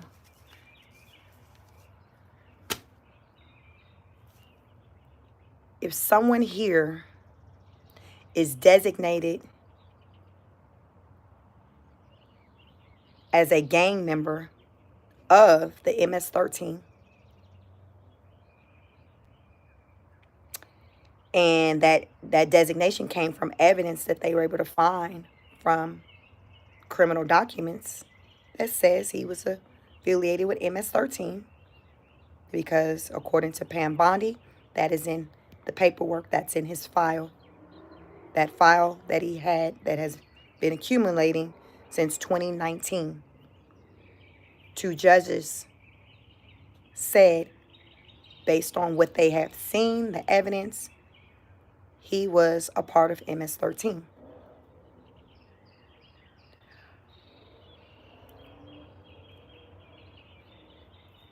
Mr. Garcia was apprehended post January 2025 January 2025, after he designated MS-13 as a foreign terrorist.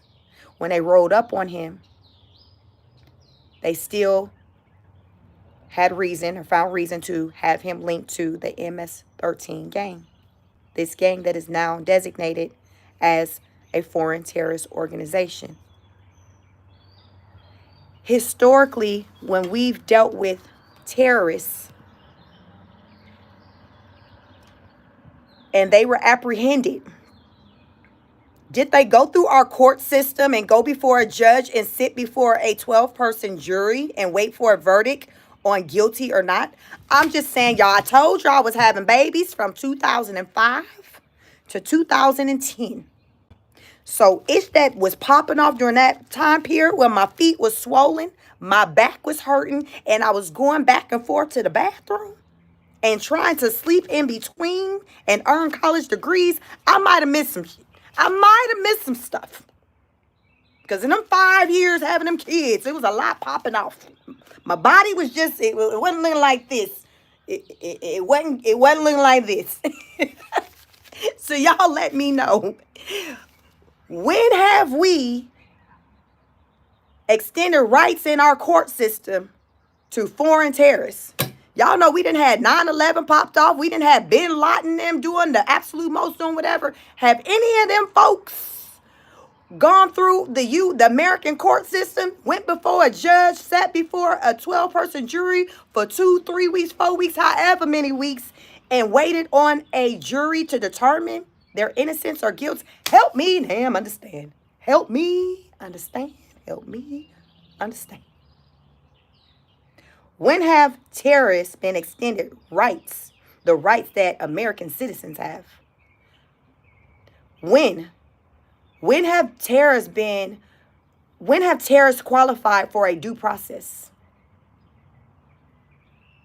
Sarwar, when has terrorists qualified for a due process? What's up, Pearl? Long time no see. Happy Sunday, Resurrection Day. When have terrorists qualified for any of when has the Constitution applied to terrorists? Because remember, he's classified as a terrorist. St. Lang said terrorists don't get no due process. I know you was having them kids from 2005 to 2006, but sis, even during that period, they wasn't getting no rights. They wasn't getting no due process. They weren't getting a due process. Just say Wednesday, they sent them right to Guantanamo Bay. Y'all, Spirit, let me see. Frontier go to Guantanamo Bay. Spirit go to El Salvador. They one-way flights. Which one you want? Delta don't go there. Delta is reserved for the legal. You ain't getting on Delta if your paperwork ain't right. Delta ain't got nothing for you. Delta don't have nothing for you. Frontier is here for you. Spirit is here for you. What line you getting in? You want to do the absolute most? Here's your plane. Which one you want? And based on what you did, I'm going to tell you, nah, this Spirit all day long, this Spirit, you're going straight to CCOT. That Spirit is one-way flight. You don't even need no windows, because Mr. Garcia told that senator, that Maryland senator that went over there to check on him, said, sir, when they put me on that plane, we couldn't even look out the window. That Spirit flight ain't even letting you see the skies. You know how you want that window seat? They said, well, it don't even matter if you think you want you a window seat on here, because you can't look out it anyway. You can't look out the window anyway. Life's about choices. So these are your choices. You can get that Delta flight. That means you on the up and up. You get that Spirit flight. That means you think fat meat ain't greasy, and you done just did what you want to do. So you on this I show you, I better not can tell you train. So you going to CCOT. So that's Spirit. Frontier, Guantanamo Bay. It's a little step up, but you still playing games. You still playing games, but it's a little step up. It's a little bit. So you can go and get in that Frontier line. Listen, them 3 options you got. That's all you got. You only got them 3 options. They're one way. Delta round trips. So I know that's right. I'm round trip all day. Delta round trip. You moving how you want to do on your own accord, ain't answering to nobody. That's when your paperwork, when your stuff is on point, When you moving and you ain't got to look over your shoulders and you know your stuff legit and you on point, Delta all day long, round trip, where you want to go? Where we going? Getting flued out. If you want to play them games, you want to be on some type of spirit type time. Y'all know we go down on spirit. It goes down on spirit. You want to be about that life? All right, then. I got you. All right, then. You go on over here and stand in this line. Just stand right there. Well, how many bags can we take? You can't take any bags. You're on spirit. There is no bags. Well, can I sit by the window? Well, it don't matter because you can't look out it anyway. But okay, you can sit right there, but it ain't no window to look out of. This Delta gives windows. Spirit don't give windows.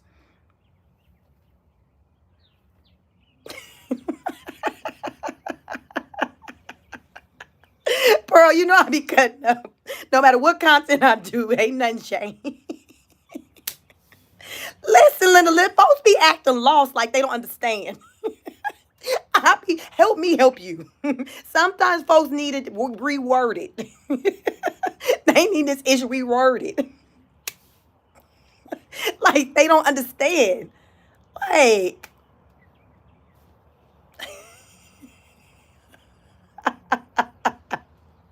people don't be understanding, but that's all right because when y'all come over to my channel and learn about anything, I promise you, you're gonna know more than what you did when you came. That's a promise.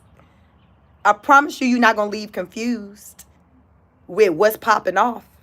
You're not gonna be confused, but you probably gonna leave saying that girl crazy as hell.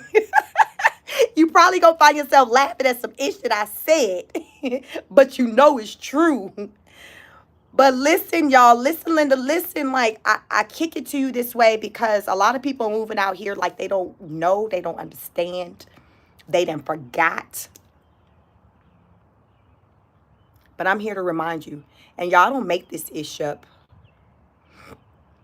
I don't make this ish up. Like I report real life stuff that's out there, but what I do it in a way that you're not getting it elsewhere. It's watered down elsewhere, or they're not even telling you all the information. These networks, they're a lot of these places, they're very biased. So people come on here and say, Sheik, you should go into politics. Why don't you do this and that? No, because I'm not somebody that's bought and paid for where you can tell me how to think, how to feel, because it aligns with your network, your brand, because it comes with a hefty check. That's not me. I don't care about that. I'm good over here, my little 2,300 subscribers, my 126 people that's looking at me, and my 128 likes. I would like to see a higher like number, but I don't require a lot. And I'm not one to want someone to dictate and censor how I move, how I speak. Because y'all know they're going to be mad at me. Y'all know this stuff I be saying. Y'all be like CNN, Fox, but then I'm like, Sheik, let me holler at you. I stand up. Sheik. They like, let me holler at you. Sheik. I caught the last show. Sheik. We got some phone calls. Yeah, they weren't ready for that part, Sheik. They weren't ready for that part. Sheik, we know you know your ish. We know you know, but Bill and Linda was not ready. Bill and Linda were not ready.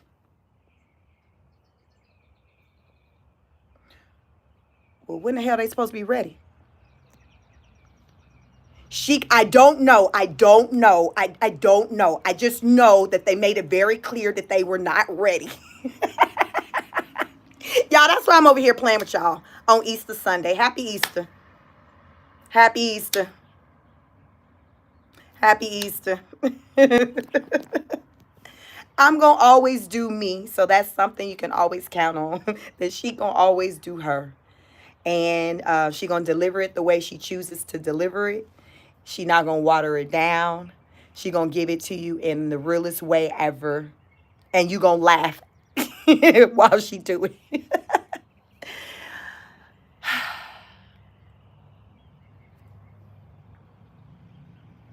It's hard out here for a pimp. It's hard out here. Jacqueline says, thank you for your content. Thank you. You're welcome and thank you for being here. Thank you for watching the content. How about that? Space says she gonna talk into the third person. Yes. She gonna talk into the third person. Oh my, what did she say, Bill? I think you need to place a phone call. What network are we watching? Yeah, oh my God, the way she said it, oh, it just stung. I wasn't ready. I mean, I know she's not lying, but it's Sunday, it's Easter. Like, did she have to say it today? See, I did. It's the truth. I did. Yes, it had to be said on Resurrection Sunday. Happy 420. Today has many meanings for many people. What are you celebrating today?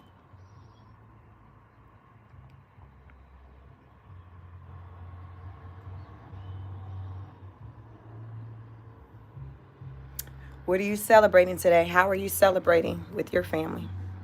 Are you here for President Trump's statement to the world? Rover said getting high. Rover, can you believe that I have never smoked anything a day in my life? I am from California, West Side. I'm from the Bay Area. Nope, I've never smoked a cigarette, a vape, a hookah, a blunt. None of it. People are often surprised with my energy and how it's just like not coming from like coffee and alcohol. I am an example of like someone who has a natural high. I'm natural in all of the sense of natural, head to toe, nails. Like, y'all, listen, listen, this is what you get. It ain't no catfishing over here. Everything is straight real with me. Everything is straight real with me, from how I look to how I speak. It's the only way I know to be. It's the only way I know to be.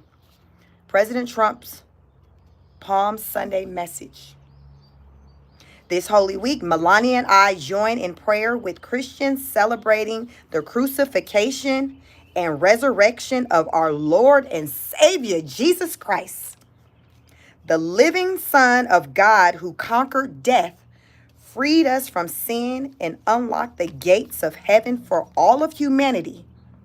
We pray that America will remain a beacon of hope and freedom for the entire world, and we pray to achieve a future that reflects the truth, beauty, and goodness of Christ's eternal kingdom in heaven. Amen. That's the message from Donald J. Trump today on Sunday, April 20, 2025, 420.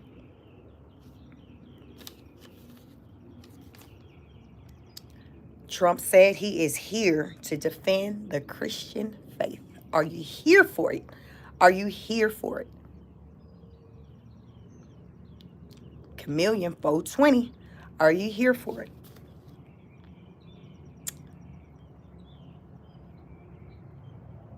What does this day mean to you?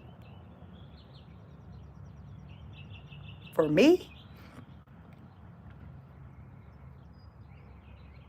it's a reminder that we are in the land of the free. And Pearl said, I don't believe him, but I'm here for it. Listen, one of them reporters who read it like, he ain't write that. He ain't write that. Bromlana says, I'm here for it if he proves it. I'm here for it if he proves it.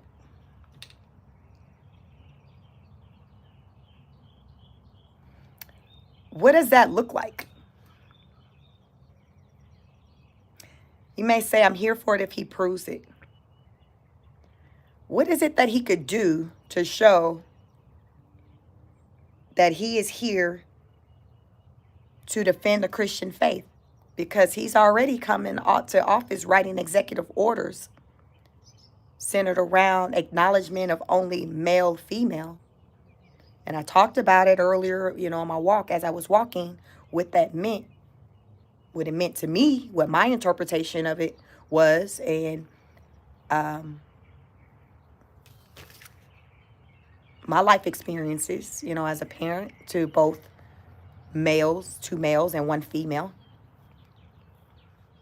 So to defend the Christian faith, I personally feel like he is showing that through these executive orders. So for those of you who say, hey, I'll believe it when he kind of walks the talk, what do you mean? Like, what would you like to see him do? Eric said that explains your great scheme. Thank you. What does it mean? If you're saying, listen, okay, he want to defend the Christian faith, I'll believe it. I'll believe all of that he says about whole faith, freedom. Like, what would you like to see him do that you haven't seen him do yet?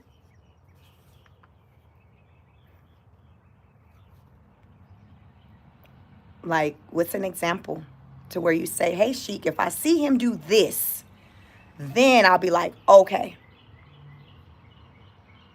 Because going off of the Christian faith, if he's saying, hey, I vow to defend the Christian faith is centered around man, woman. There's no other alternatives.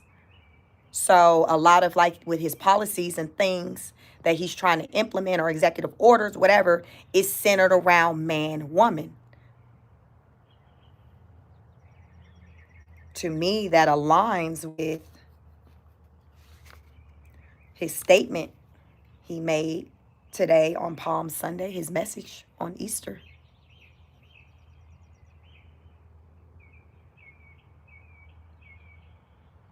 Risen said, I was going to say, what more can he do? That's the question. What more can he do?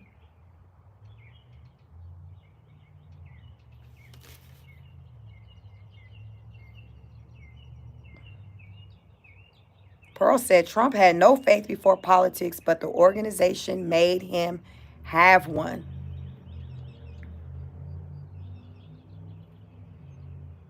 So, given that he has one today, since he's been in office, in January, January 20th, was that inauguration day? Has the executive orders he's written, because he's written quite a few of them, child. Don't give me the name of all of them. I more so kind of know the ones that moved me, I guess, that I kind of have on memory that I talk about. And I know one was centered around the recognition of only male and female. And then also, I think with that executive order also encompassed, like, when it comes to sports, how you play at these schools, it needs to align with what you're being recognized as on your birth certificate.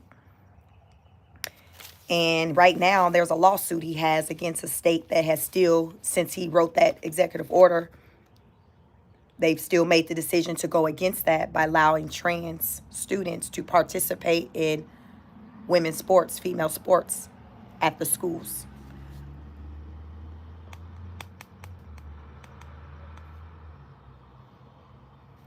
So to me, that executive order aligns with him defending Christian faith. I don't know, y'all. I don't know. It sounds like it aligns to me. True One says, powerful Sheik. Ask them, what do you want Trump to do? Their answer, nothing. Hate is all I got for you.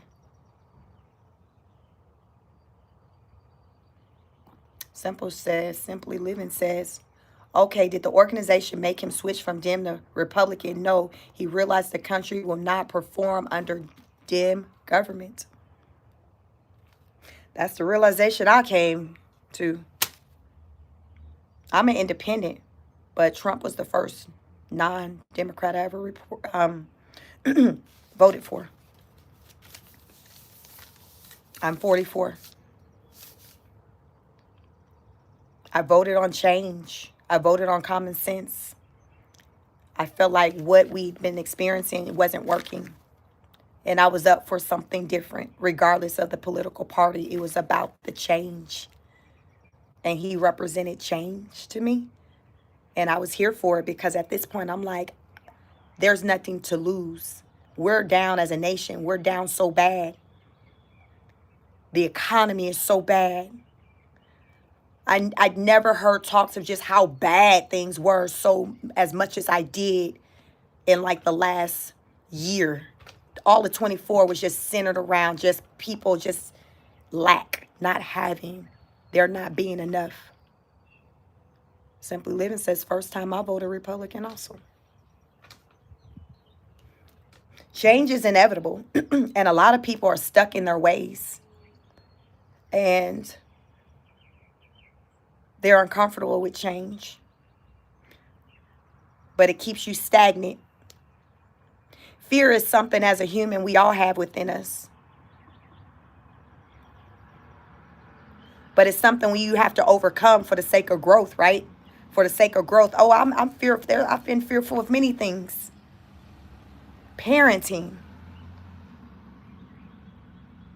Being a student while parenting. Like, there's so many things. A content creation. But I've overcome them, which has aided in my growth and why you know me today. If I was continuing to move out of fear, you wouldn't know me today. Or you'd know me from other types of content. Because up until February, I think that's when I started talking politics. I was moving in fear of not wanting to talk politics. Fear out of judgment from people who look like me. And it held me back. It didn't allow for me to reach my full potential as a content creator. No. I was fearful of what people were going to think of me. People who were already supporters of me. I didn't even give thought of what people would think of me who had never known of my existence. I was so boxed in. I only thought people who knew my name up until that point. I didn't think about the people who would come to know my name. My. The people who have come to know my name has aided in the elevation of my channel, my growth. I got an entire new following that's leaps and bounds larger than the people who already knew me. I don't even know, you all, if I even lost supporters, because the number of supporters that I have gained, I don't know what the number, it's so far beyond what I had. I don't even know if the people who rocked with me before don't rock with me no more. I don't have a clue. But guess what? I don't care either. I don't care because I'm living in my truth.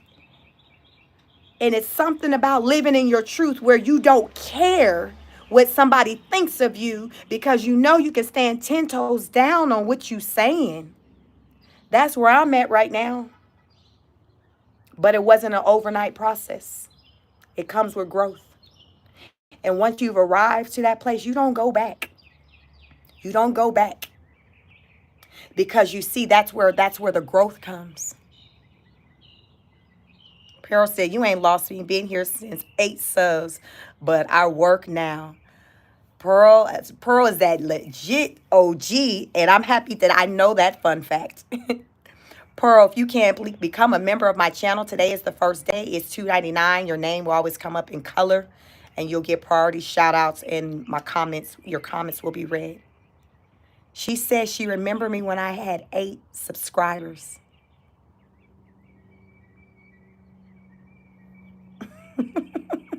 Growth.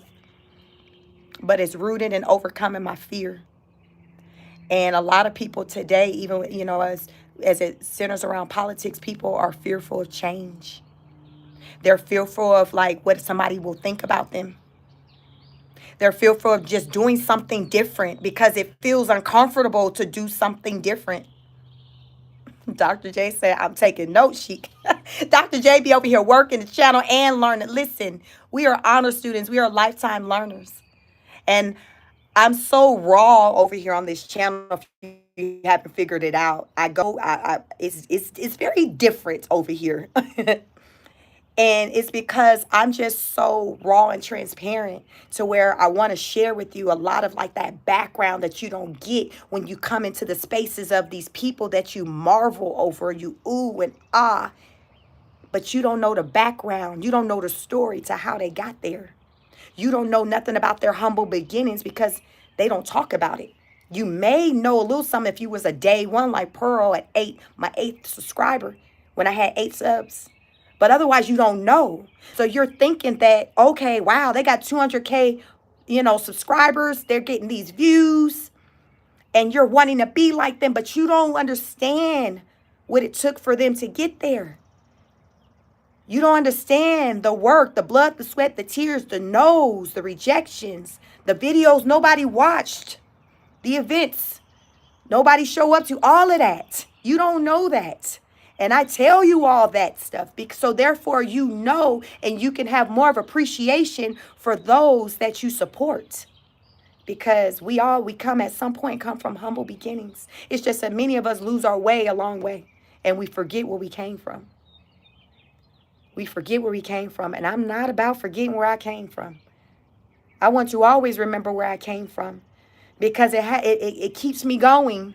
Because I think back to when I'm like, y'all, 500 subscribers, road to 1,000. Wow, I've been saying this for a long time. I'm not seeing my numbers move. What can I do? Okay, let me put this content out here. Man, okay, nobody listened to that. But when I had the drama and the foolishness out here, thousands of views. But I don't want to do that no more. I don't want to be on that type of time. I only want to do this. But doing this is not sexy. People, thank you so much, Pearl, for being an honest student. Thank you. Thank you so much. People want to follow the clicks and the views and the money. And this year, I said I didn't want that anymore. Last year, y'all was getting to the money, the clicks and the views. I have another channel, Chic Speaks. I used to say it was my bigger channel. As of yesterday, this is now my larger channel. And I was getting to it, I wasn't feeling good about what I was doing. First, I feel smart already. I'm happy you feel smart already. You all, I wasn't feeling good about what I was doing in that space. So I said for 2020, I want to move away from that. I want to continue to work on this second channel that I started up in September. At that time, I had probably maybe about 400 subscribers. And I wanted to move in a place to where my content made people feel good, feel inspired, feel motivated, feel better than what they felt before they came into my space. That was what my goal was. But y'all, money wasn't connected to that. Money's still not connected to that. So I tried different things. And the numbers wasn't numbering the way they was numbering with the foolishness. Because people show up in droves. I say people show up like government cheese for the mess. But I still stood on business. And I still held true to the promise I made to myself and even my subscribers. Y'all, we going to do something different. Y'all rock with me. We're going to do something different. If you look back at my old videos, you'll see what that different is, what it looked like. It's not this. Look at the content. Look at the numbers, the support. Bump that up to today. It's very different. It's very different. But I was playing it safe then. I was in my comfort zone. And then one day I said, you know what? I got to be me. It's a lot going on. I'm watching this politics stuff. I'm having conversations, with my mom, my husband. We're pretty much the only 3 in my entire family who are Trump supporters. I'm one of 4 children. And I had opinions and I said, I am going to do a show tomorrow And I'm going to call it Car Chronicles. And I'm going to talk my talk. And here we are today. That's the background. Y'all want to know who is this woman? That is the background. And I've been talking ever since. And you all been showing up, growing, supporting, subscribing, all of that. And I'm so, so grateful. But it's rooted in me overcoming my fears, living in my truth, talking my truth. So don't ever let anyone shame you into doing any of that. And don't ever be fearful of doing any of that. Because oftentimes what we're fearful of that may happen, that don't even happen. Greatness happens. And that's what happened for me in this channel. Greatness has happened in a short span of time. And is rooted in me living my truth. Being honest with myself. Not caring what the next person thinks or says. And I feel like the state of our economy, our country, is heavily rooted in that. Because no one wants to get out of their comfort zone to do something different, even though they know it's the right thing to do. That's a problem. So I choose to not move based on identity politics. I can't do it anymore because as a nation, for my people, it hasn't led us in the right way. We haven't accomplished as much as we could have accomplished because we're still doing old things. The definition of insanity is doing the same thing over and over again and not doing something and expecting the same outcome. People that look like me continue to show up for these same people, expect a different outcome, but still doing the same things. Where does that make sense? It doesn't. It don't make sense. So you all, I'm not creative like that to make ish up. So anything you hear me say over here, I ain't making it up. You guys will see me with paper, and it's because I study. I'm a lifelong learner. I have a lot of degrees, probably more degrees probably than most of you on this live. But that's not who I am. I'm a learner. I move out of common sense and discernment. I'm very passionate. I'm a people person. I love people. I say my favorite subject is people because I love to connect to people because it allows for me to understand who they are, where they come from. Therefore, based on that information, I move accordingly because I'm like, I understand this person. Okay, wow, I understand. And I take information I learn from other people's situations and I share it. I do research and I make content. I'm a content creator. And it's rooted in my desire to just make people aware. To make people aware because so many people are moving out of ignorance like they don't know. They don't know. I don't know it all. But when I come to learn things, I come out here and I make you all aware. So therefore, now you got more information to move on. And you can move accordingly, right? You need to, so you know. Because you don't know what you don't know, right? Bro, sis, you're right. Fear can keep you from so much because you even backed out of the election results live. You promised us and your party had won. It's okay, Sheik. I did. I backed out of fear of what my viewers would think.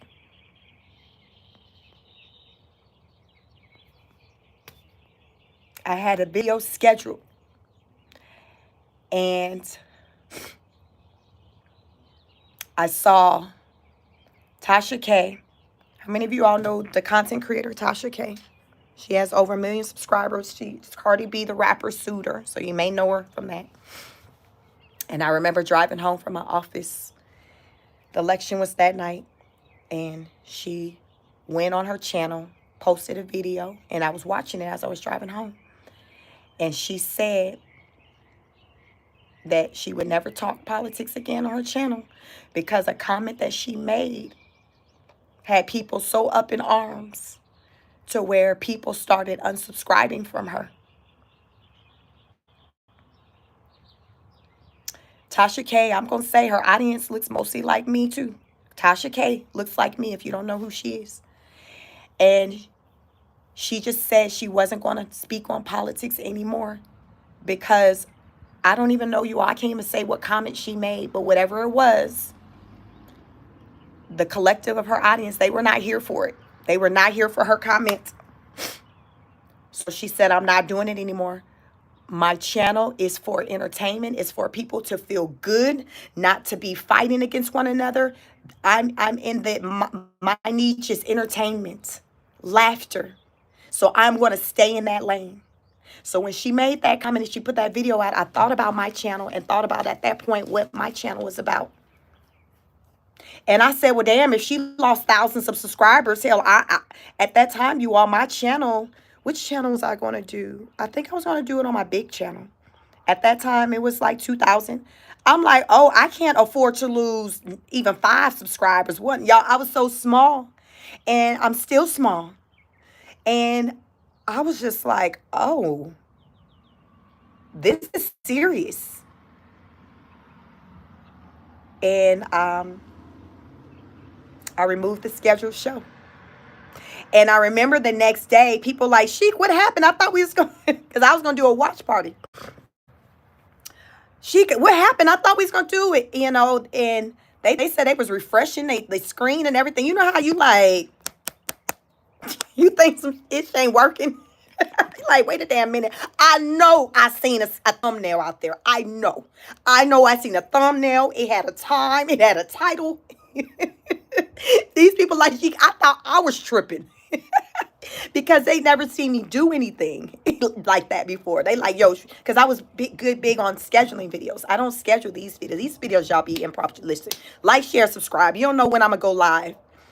Oh, right now I'm in my season of listen. You get it when you get it. It's not on some schedule type stuff. I may move around from that, but for right now, hey, 147 people, 147 likes. I like that number. Like, share, subscribe. So people are like, she, what a lot list. They was tripping. And I'm like, okay, y'all, it was out there, but I removed it. I decided to just not do it, but I didn't elaborate and go into the why. What's up, Natalie King? I haven't seen you in a while. I was like, that's why, y'all. I'm like, these Tasha K done lost 8,000 subscribers. I ain't even, Tasha K lost more subscribers, y'all, than my channel had. She talking about y'all done lost 8,000, y'all. I can't afford to lose 8. So I don't want to take the hit. Natalie King says something is happening in 2025 is very different. It's the season of transformation. I think on some level, we all know that. That does not start with Trump. That starts with the individual. I like that, Natalie. Thank you. Natalie, today's day 1 of my membership. Join membership, $2.99. Your name and comment you'll show in color. And I can always prioritize your comment. Become a political honor student today for $2.99. We got the Temu prices, $2.99, $2.99. But yes, so y'all, that's my story. Like, it ain't deep. It ain't. Dr. J said Tasha K is still winning. She is. She is. So I'm winning. I'm not living in fear. I'm not moving in fear. I'm living in my truth. And you can never go wrong when you live in your truth. Message of the day. Living your truth. Are you living in your truth? Chris B says, we're family together. We can achieve anything and destroy the evil amongst humanity. Love you all. Freemason controls everything. Chris, you sound like you tapped in. Welcome. You tapped in. Membership's $2.99. Y'all become a member. This channel is growing very rapidly. God is good. I am a believer. My channel is growing rapidly because I'm now living in my truth. I feel like I truly feel like I'm doing God's work when I come out here and I talk to you all, because it's rooted in wanting people to evolve and to elevate and to expand their thinking. That's why I welcome those who even have opposing views, because I want you to feel comfortable to come into a place that has a different view, and maybe you can learn. We can learn from one another.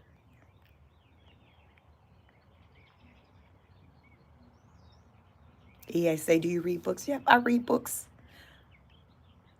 I like to read. I don't do it as often as I did like before I became a parent with just time. But I was a book club. Listen, I used to love, that was like what I did like before I became a mom, like like y'all was going through books in like a day or two. I was single, I was, I guess, early with my husband, dating, then marriage.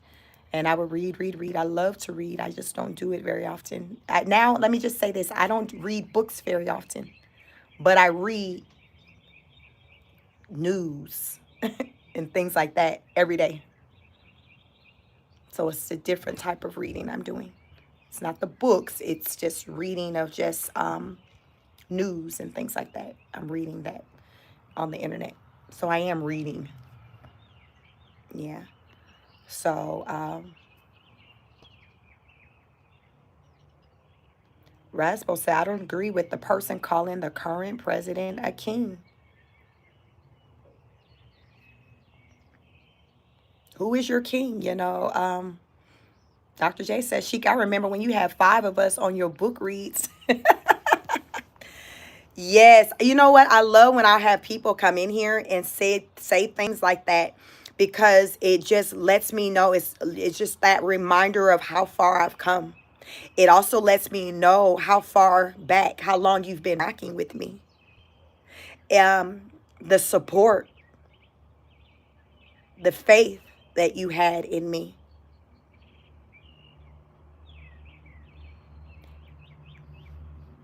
So I reflect in those things, you all, and I'm vested because I know where I came from, and I just want to make myself better, create the best content that I can, because I know that as I'm growing and as I'm learning and I bring it out to you, you're able to grow and learn, and you can share. My videos are being shared more.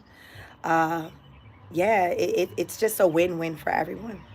So I'm so appreciative, very humbled by it all. And that's the energy that I will continue. It's a promise. It's an energy I will continue to carry as a content creator.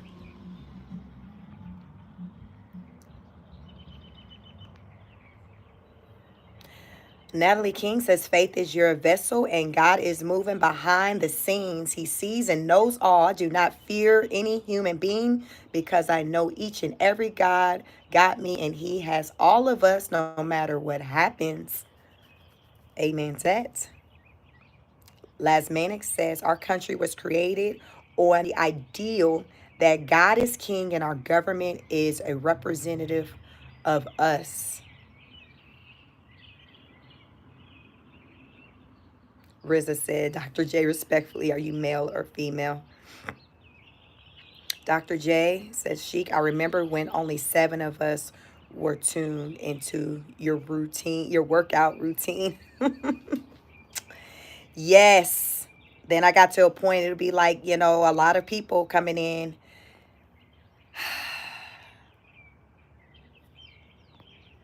Rusty Gray says, you watch informative, inspirational, educational videos on Prayer University. Shout out Candace Owens is my favorite. You like Candace Owens? I'm familiar with Candace Owens. I'm not a follower of hers, but I'm familiar of hers. I don't know who wouldn't know Candace Owens if you're tapped in.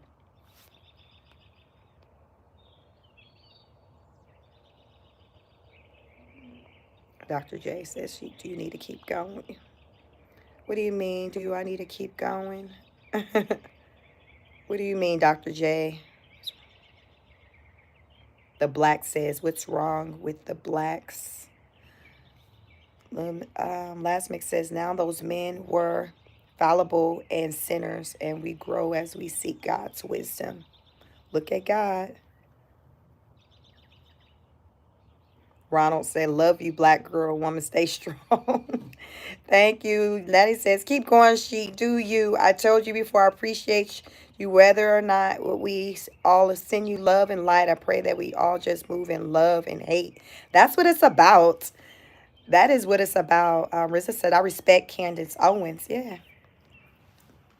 Yeah. I don't really have any opinions really of Candace Owens. I don't follow her. I'm familiar who she is, but I'm not tapped in on, with her enough. I feel like she she definitely moves. Let me see. What do I want to say?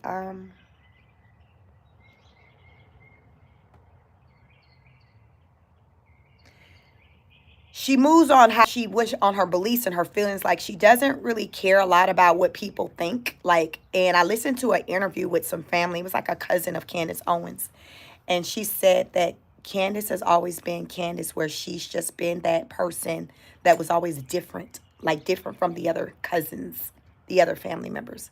I was that person in my family, believe it or not. I was just different. I was like they would call it old soul. So the family member to Candace Owens says, yeah, Candace was just always different. Like they said, it's no surprise that Candace is where she is today because she was always different. She just moved different. She just stood on whatever it was that she believed. Candace was Candace. So I will say, from what I've seen of her, Candace is Candace. She just stands on what it is that she stand on.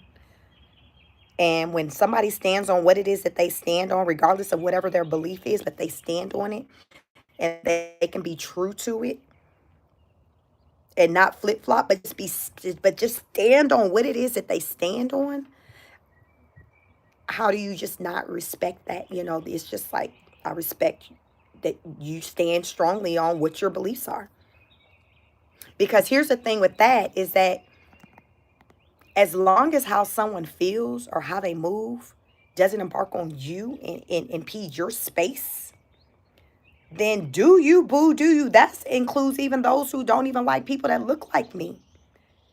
If what you got going on, your beliefs, how you move or whatever, and you doing that over there, and you leaving me over here, do you play on? Do you? It becomes a problem when people start enforcing and inflicting their beliefs and things onto other people and trying to require and demand them to move in a way that they move. That becomes the problem. It's not that you have a different view than me, it's that you want to enforce and inflict your view onto me. That is the problem. And that is not okay for anybody. It's boundaries. And people struggle today with boundaries. Trump is a leader. So because he is a leader and the president, he has the position to put things into place that may centered around whatever his beliefs are as a leader, because he's the leader. He's the shot caller. Just like, say, you go into a school and you have a president or a dean, you have a position that has you to move in a set way to where you can dictate and put rules and regulation and enforcements. That's a position. But I'm speaking on the terms of from a regular, everyday working person. We should not be going around trying to require somebody to accept what it is that we're giving. Like what? Okay, like you saying, okay, your name Michael, you now want to be acknowledged as Michelle. You prefer for, to be called Michelle. Okay, I'm gonna call you Michelle. Okay, with Chic, but also, I see that you have, you be doing girls' nights and stuff. I saw your social media posts. So can you maybe start sending me an invite to come and hang out with you with your girls' nights? Or I seen you hosting, a little work, an event. Can I come? Because, well, no, I respect and recognize that you're now Michelle. Okay, Michelle. But no, the answer is no to including you in my events that are tailored around women. Well, but she, I'm Michelle now. And I got an appointment. I'm about to have surgery, and I really feel like a woman, and that your space or whatever you got going on, I can benefit from. I understand and I respect that you're Michelle now, but please respect my decision to not have you participate in this private event that I put on.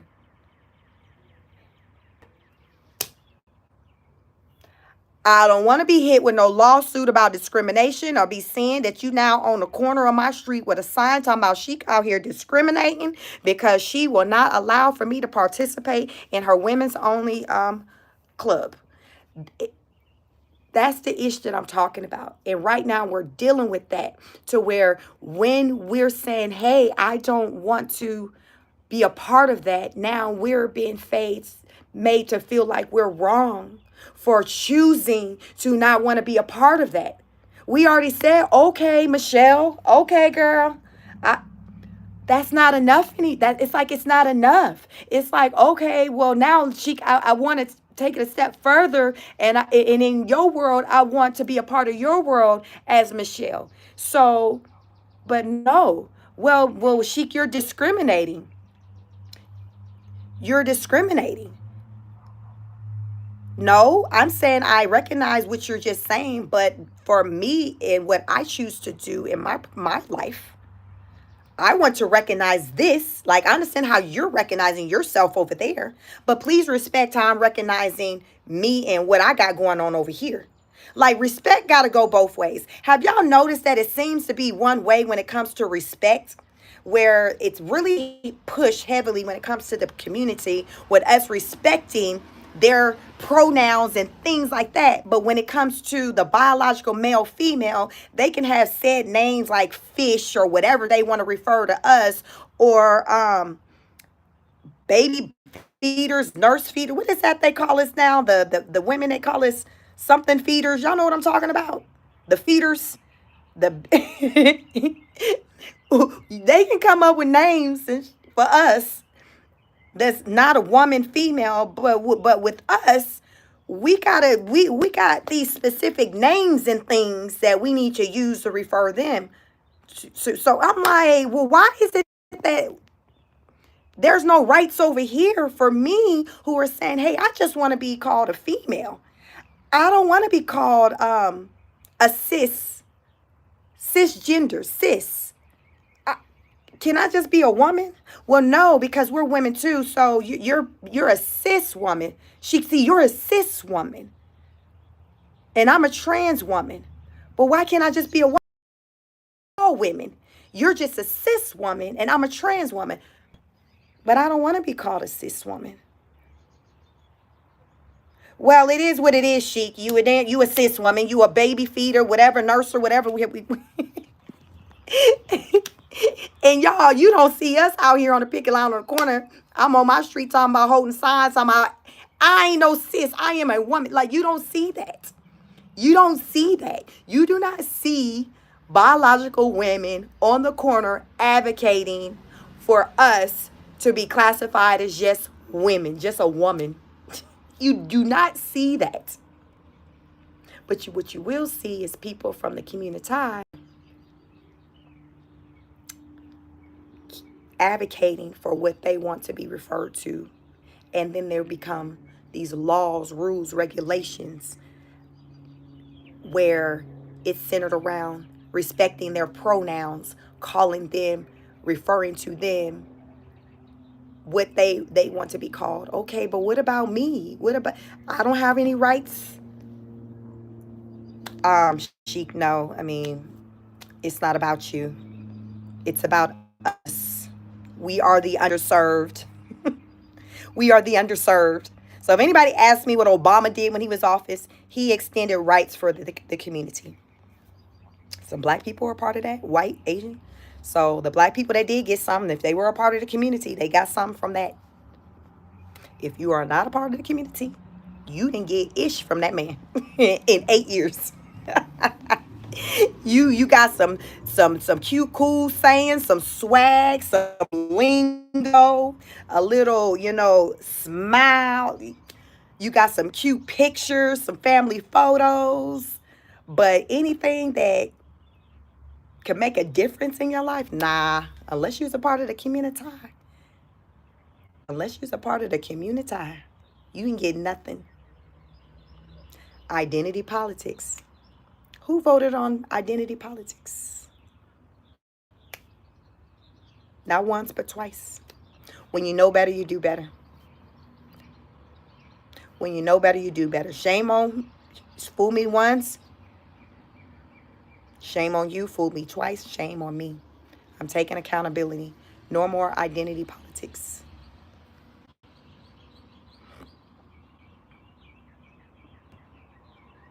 Pearl says, I'm not to be renamed by someone who gets to select their sexuality. I'm a woman. They want respect but don't give it. I'm just saying I see this a lot.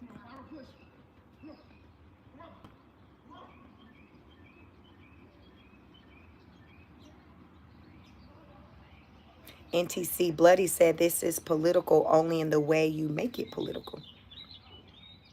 All right, Dr. J, be right back.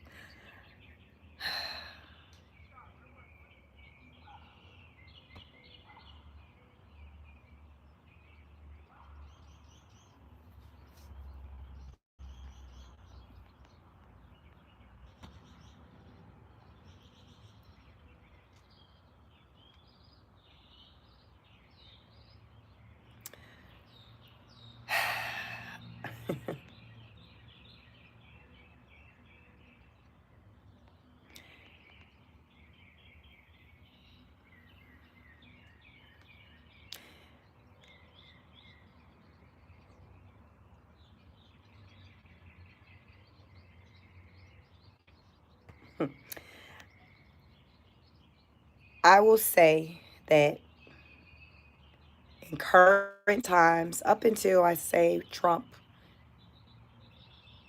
took on his position as second time president of the United States,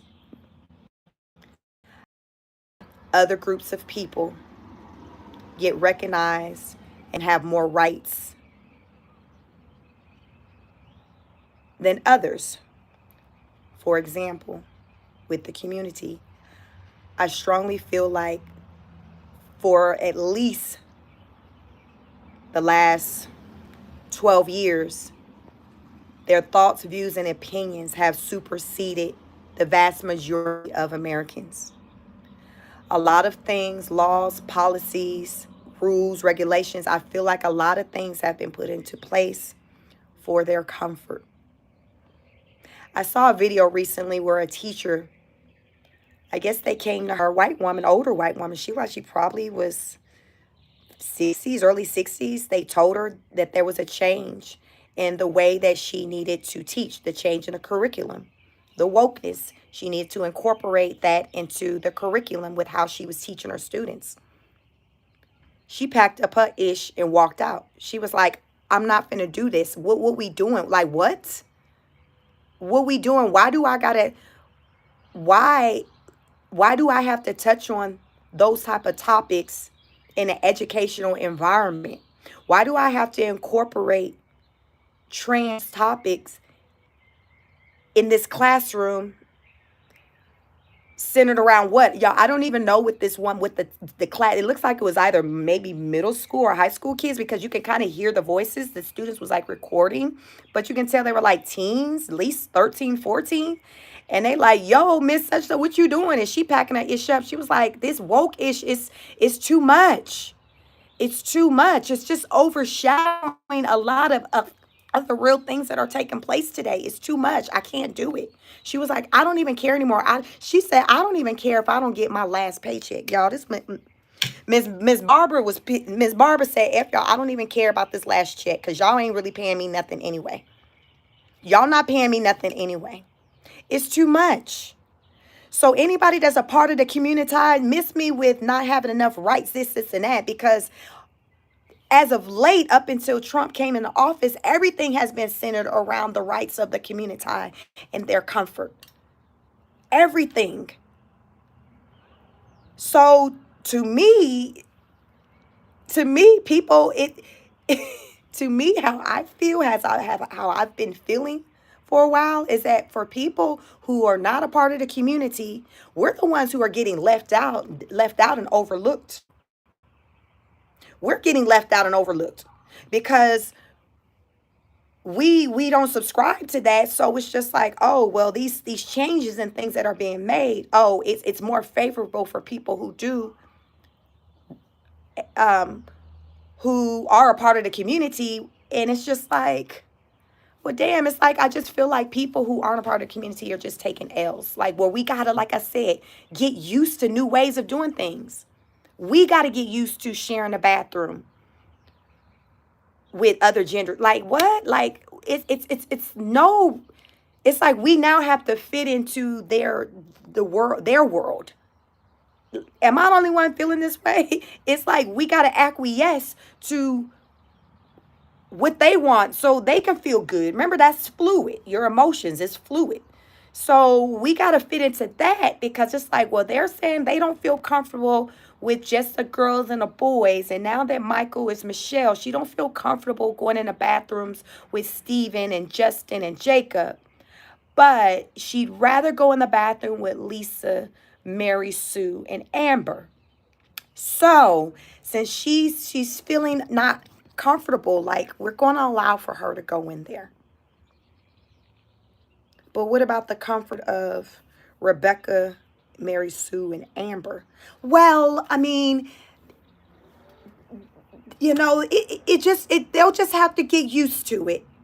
They'll just have to get used to it. It's just, Michelle, she just wants to really go in there. It would just make her feel better. We've already met with her parents, and they said that, they're wanting everyone to, going forward, to acknowledge her as Michelle and accept her into anything that the little girls participate in. This is their request.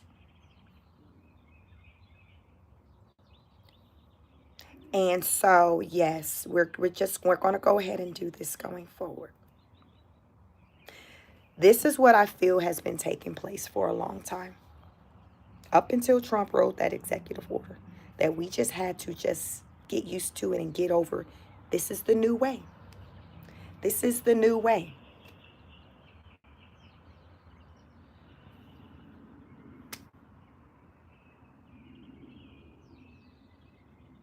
It's the new way. And we're being the expectation. What's up, Pam? It's the new way. And the expectation is for us to acquiesce, to us to just adapt. The people who aren't a part of the community to adapt. We have to adapt to the foolishness. We have to adapt to someone saying today they feel this way, even though just last Friday they were saying they feel this way. We got to keep moving accordingly, because Michael, who now want to be known as Michelle, could very likely, because it happens, go back to wanting to be Michael. So on Friday, he back in the boys' bathroom. I don't know what popped off over the weekend, but hell, now on Monday, he like, I'm Michelle today. So he in there with Rebecca and Ashley.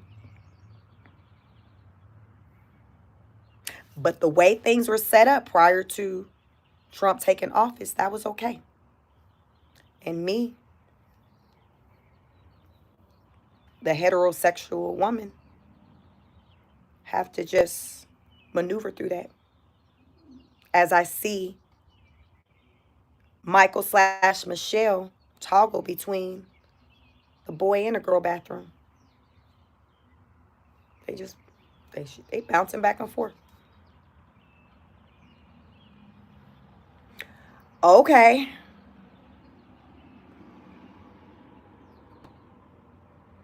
Okay. So, you ask, why did you vote for Donald Trump? Because he ran on common sense. And common sense is a person's identity, sexual identity is matter of fact. It's not subjective. You're either male or female. It's science. It's science. That's why up until now in current times, these things are up for discussion, because these things were not up for discussions 20, 30, 40, 50, 60, 70, 80 years ago. Elmer said, you said it, common sense. That's why earlier on in my live, I said, y'all, let's do a flashback in time. I know it's old heads in my chat, like people, I know my demographics. What were the times like in the 70s, 60s, 70s, 80s, even 90s. When these types of, these weren't the conversations. Conversations weren't centered around the convincing of a male being a female. The whether or not a male should be able to go into the bathroom with biological females, that wasn't the conversation. When did it start being the conversation? I feel, going back on my memory, under the Obama era, early 2000s. It's crazy, yo. It is crazy. This is insane. But these are the conversations we are having in 2025 while also having conversations centered around AI. You can't make this ish up. We're having conversations about whether or not something is male and female, and that's science, while also having conversations about AI, also science. When did the determination of male and female become subjective? When did it ever not being matter of fact like math? 2 plus 2 being 4. When did it ever become, well, 2 plus 2 can be a whole conversation think piece on why it's 5? When did that happen? Like some people made me say, oh, she could feel like I'm in a twilight zone. It's like literally I'm sitting here and I'm looking up and the sky is blue. And now I'm sitting across the way from someone who's saying, no, Sheik, I hear what you're saying. You're saying it's blue. But listen to me and listen to me closely. It is green. And I'm going to tell you why it's green.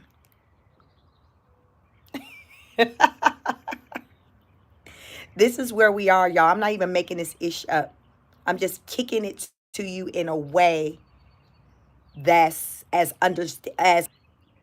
in a way to where it can be just understood. I like to go like 5th grade. Talk to me like I'm a 5th grader. Just make it as basic as it can be.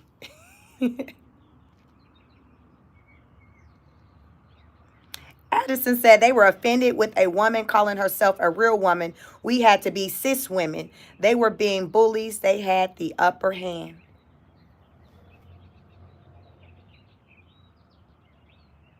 I have never in my life been called a cis woman to my face. I didn't ever hear the terminology, hear that word until probably maybe about, it came about probably, yeah, during probably Obama's 2nd term, where I probably first heard the term cis, maybe going into Trump's 1st term, 2016. I'm like, what is a cis? Like, because I'm like, y'all, what is this? What? What? It had to have been, yeah, right before, maybe around 2016, 2017, when I started hearing the word cis. And I'm like, what is cis? Then I heard the term fish. I'm like, what? Now, okay, so what you say it is now? Chest feeder. It just hit me. Remember I was saying there's another name they call the women? Chest feeders? I think we're chest feeders. I'm like, now why we got all these names? Now, I ain't told nobody nothing to call me other than Miss Taylor, Chic, ma'am, a woman, female. Where did this other extra-ish come from? That ain't my pronoun. So why can't I be respected by being referred to as just my name or just a woman? Why I got to be called a chest feeder, a baby, whatever the hell they call it? Why I got to be called all that? But if you're born Michael and now you want to be called Michelle, I have to refer to you as Michelle. Otherwise, I'm at risk of losing my job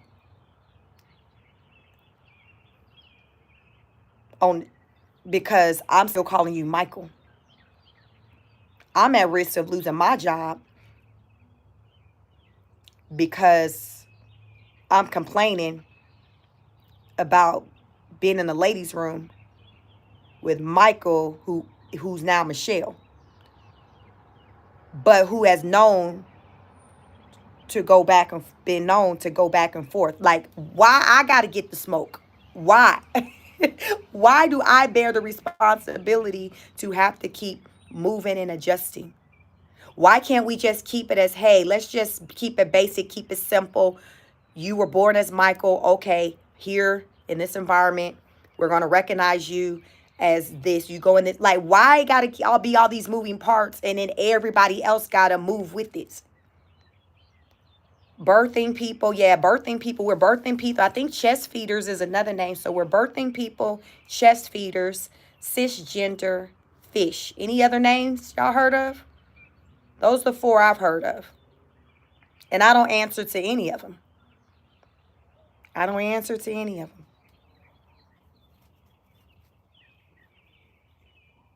So if you're Michael, you want me to call you Michelle, and I respectfully call you Michelle, I ask that you respectfully refer to me as a woman, because that's what I choose to be referred to as. It goes both ways, right?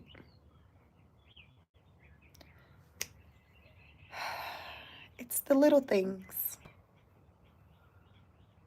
Mutual respect. That's right. It's the little things.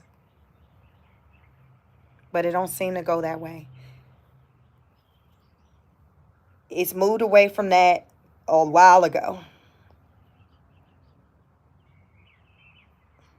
Welcome, sunshine. Thank you. Like, share, subscribe. It's moved away from that a long time ago. And it's very unfortunate. And I think as a result of it all, it has confused a lot of people, in particular the youth. The lines have blurred. There was a time when the lines were not blurred. That's why I say go flashback in time. Those of us who are 40 plus, we have vivid memories of when things were very different. 40 plus, 20 years ago. How were things for you 20 years ago? Because I assure you they were not like this. 20 years ago is not that long ago. Like 20 years ago. My son is 20. It's not that long ago.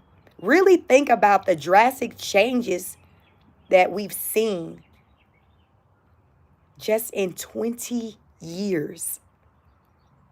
Where do you see things being like, what's your vision for the world 20 years from now? Like, it's crazy, yo, because 20 years that's going to put me in my 60s. Now I'm reaching retirement age. Like, really, like, I think about where this world, like, what things will look like when that time comes. 20 years ago, we didn't have Facebook. We did not have Facebook. And I truly believe the shift came when the internet was pushed. Social media. Remember before Facebook, where they had MySpace? MySpace was like the early 2000s. I had a little account, but I wasn't active on it. It was something I knew was, I just knew it was out there, a thing, but I wasn't heavily like tapped into it like that. And then early 2000s, like I said, I had my first child 2005, so I was 24 when I had him. So I wasn't tapped into like social media, but I remember with the whole MySpace. How many of you all had a MySpace account? And a lot of what's happening, I do feel like it's heavily contributed from the internet presence and then social media. Where will we be in 20 years? Y'all, come on. Where do you see our world in 20 years? Because that's not that long. Time flies. Y'all know when we adult, we got responsibility. These years go like, y'all, 3 years, I'm going to be an empty nester. All kids grown and gone. Hopefully gone. They're grown, but hopefully they're all able to financially be able to be out on their own and support themselves. work in their career fields, whatever they got trained in, whatever. Listen, do you, boo, do you. That is the goal. That's the plan. That's what we want for our children. We want to raise them. We want to give them the tools that they need so they can go out into the world and be good people, sow good seeds. And basically, they take the torch because they are our future, right? Do some of y'all get concerned with the idea of these kids y'all see running around today, running the show in 10, 15, 20 years from now? Like, really think about it. Because you got some kids out here doing the absolute most.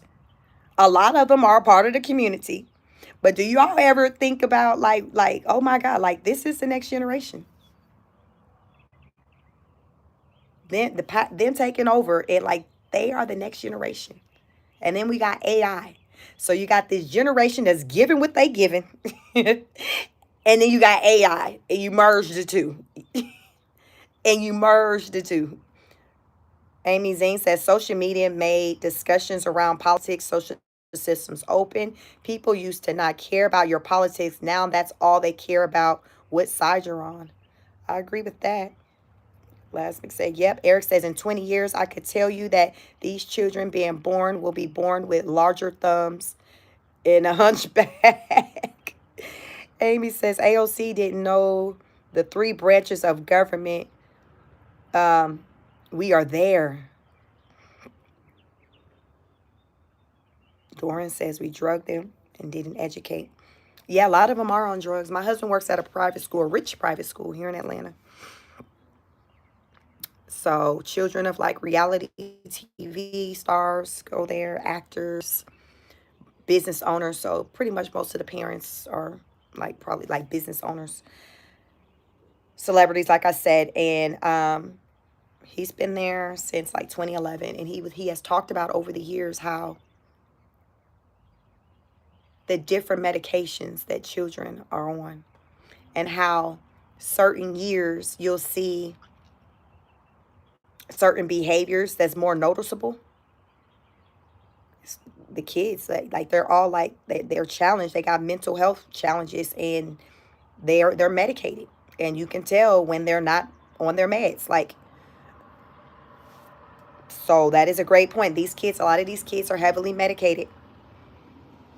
The question is why. I feel like it's in the things that they're taking that's been put into their little bodies. It's the things that are being put into their little bodies.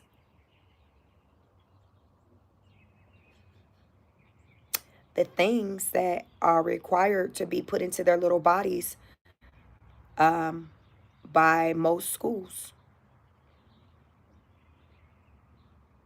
and minds. Dorian said minds. Yes. Bodies and minds. Processed foods, meds, like it's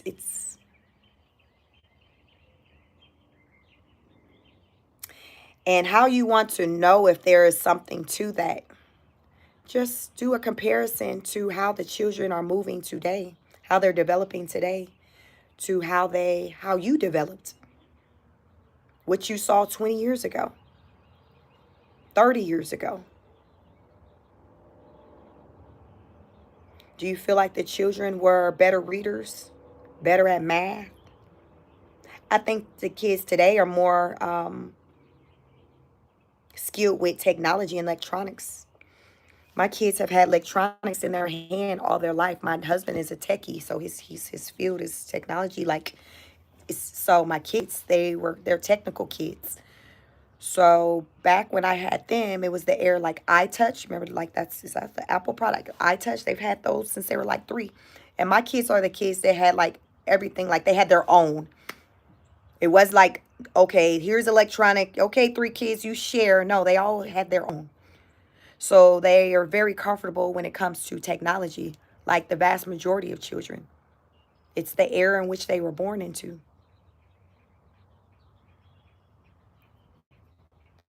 So I'll also add, they grew up, they earlier on in life, they would be outside and do things outside playing outside, riding their bike, playing with the neighbors. But I saw a shift from that when the pandemic took place.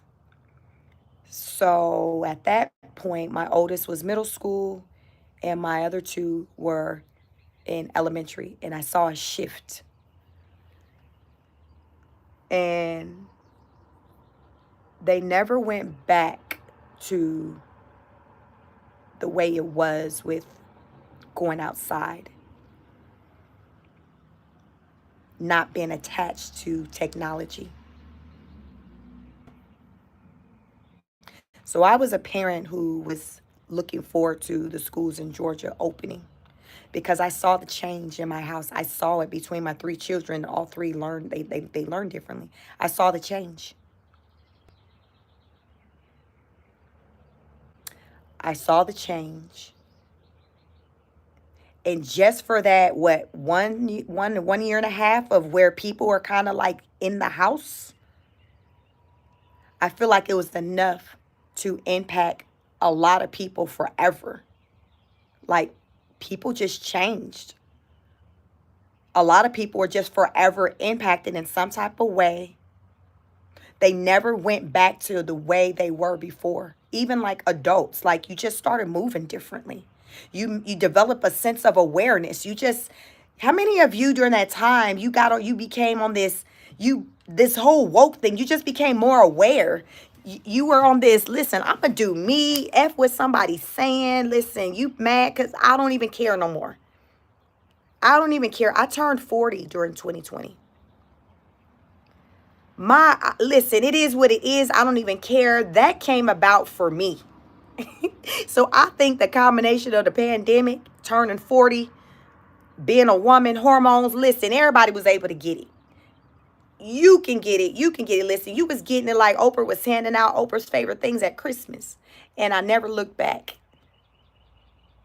That was a shift for me. What was the shift for you? I never looked back because during those times, I really started to really believe and understand when they say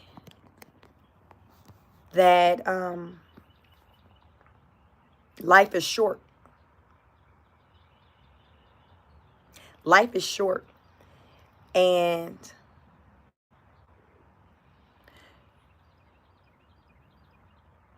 you can't live your life for other people. You can't live your life for other people.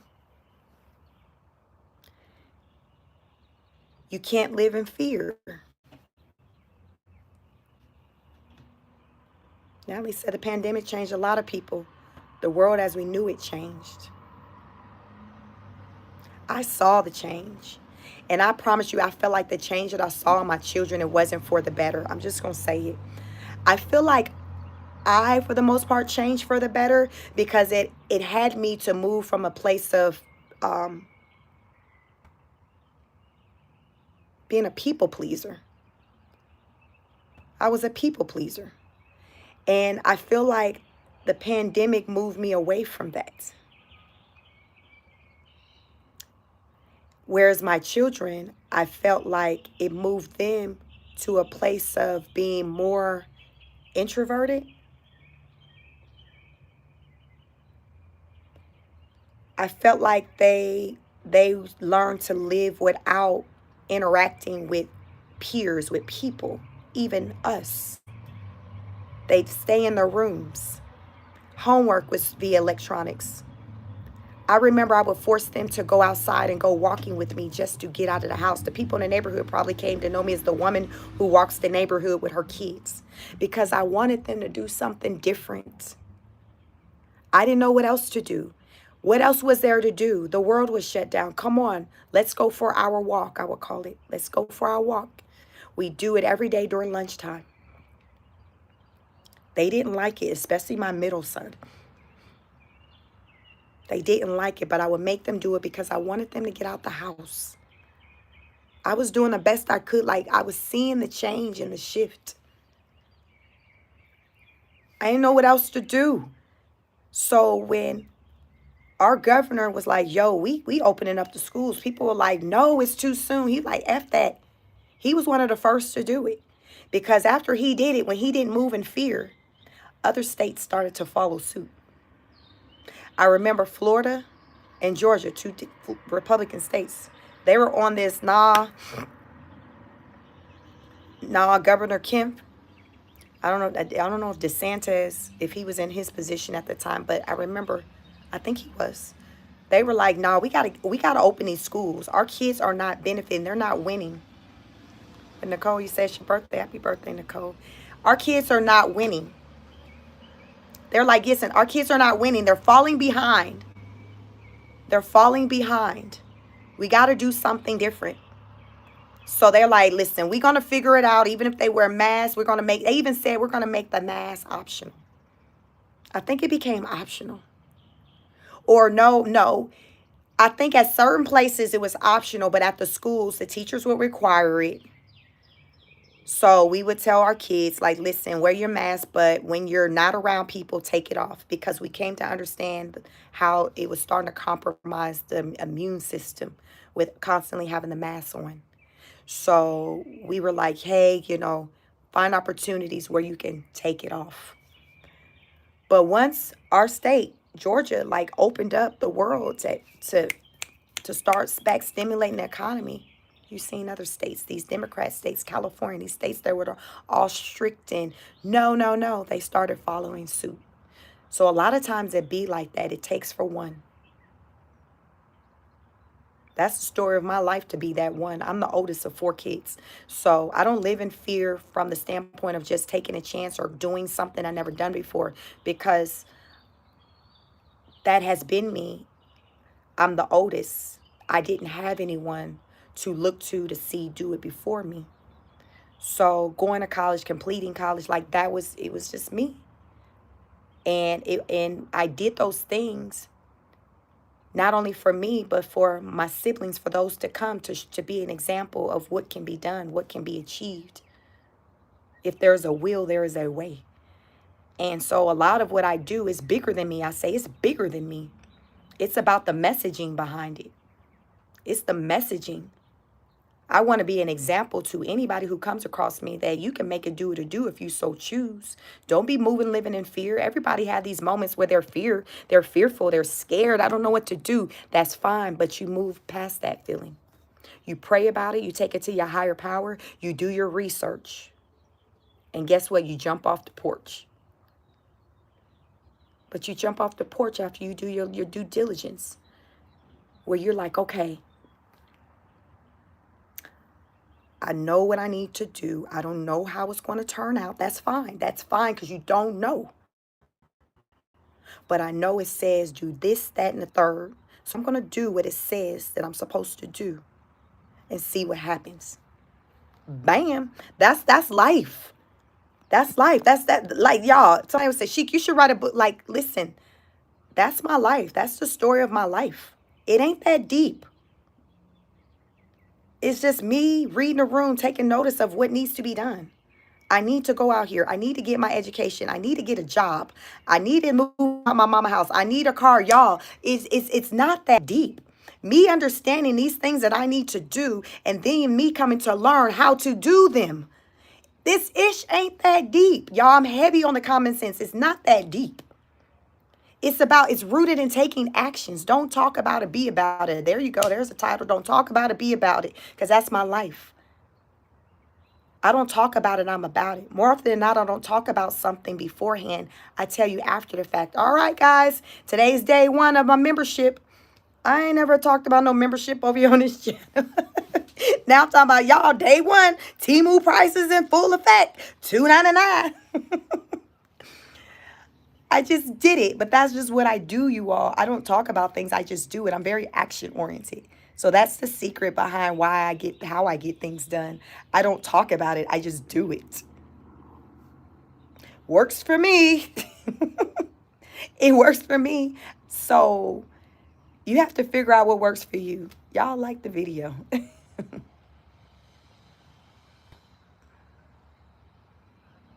And when I say I don't talk about it, I talk about it after I've achieved it.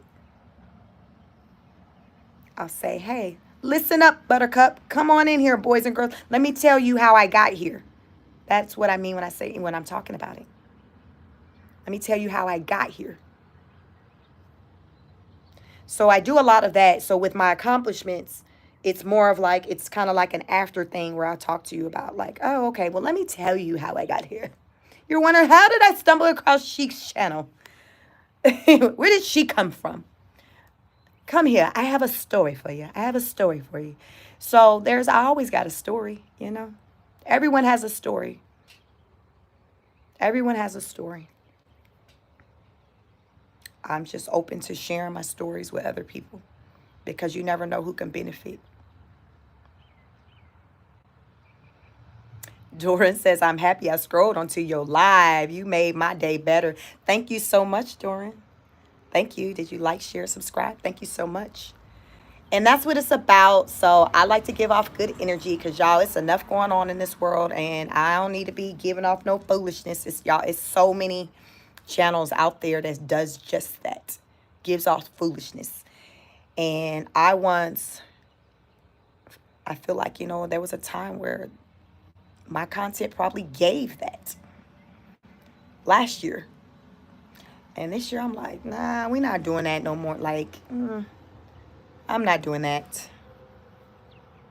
I'm not doing that. We live and we learn, right? So I don't beat myself up for anything I've done.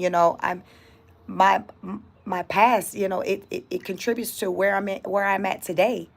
So don't look down on yourself. We all have a past.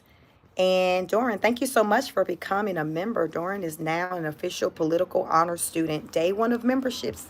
Join. We got the Temu prices, $2.99. Priority comment reading, shout outs, all of that. So it's a lot going on. It's a lot of shenanigans. And I just want to do my little part and just share information that's going on in the world. Share accurate information as it's delivered to me. Because a lot of media outlets don't do that.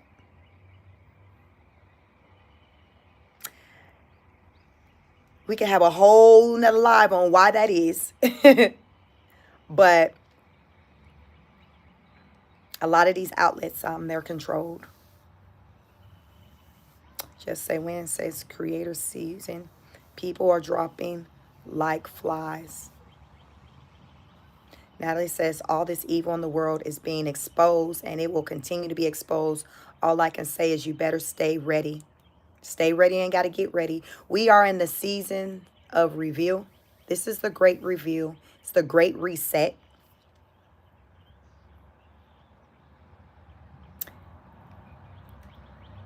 That became more apparent than ever when the whole tariff situation just,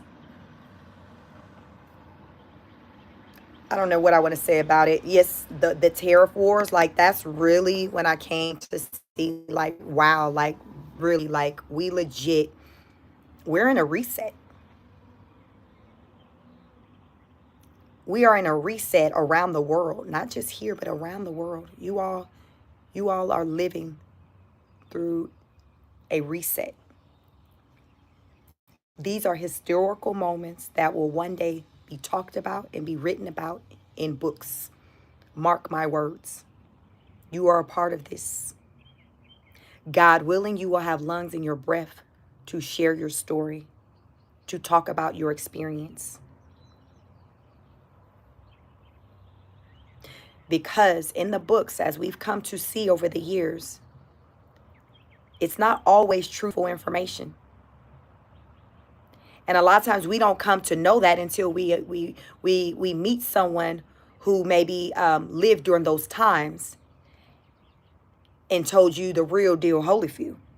And it's just like, what? I didn't know that. I thought it was no. No.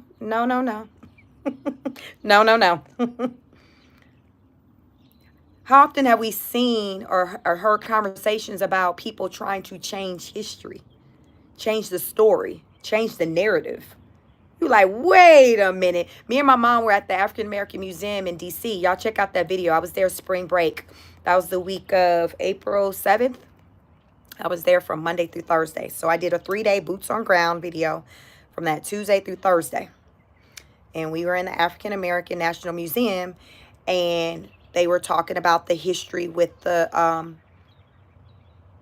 Oklahoma riots, with the what's the name of that, when in Oklahoma, when you know, with the black people, we had our own everything, y'all. Believe it, like there was a time when black people was doing it on a level to where we had our own banks. We had our own everything. And then white people came and burnt it down. It was the riots. Black Wall Street. Thank you, D. Kelly. Appreciate that. Black Wall Street.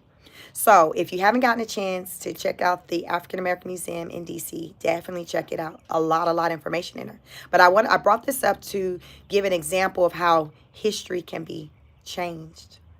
Because in there it was this part, the wall, you know, and it was talking about the Black Wall Street, and it said the reason why it burned down because it was from race wars.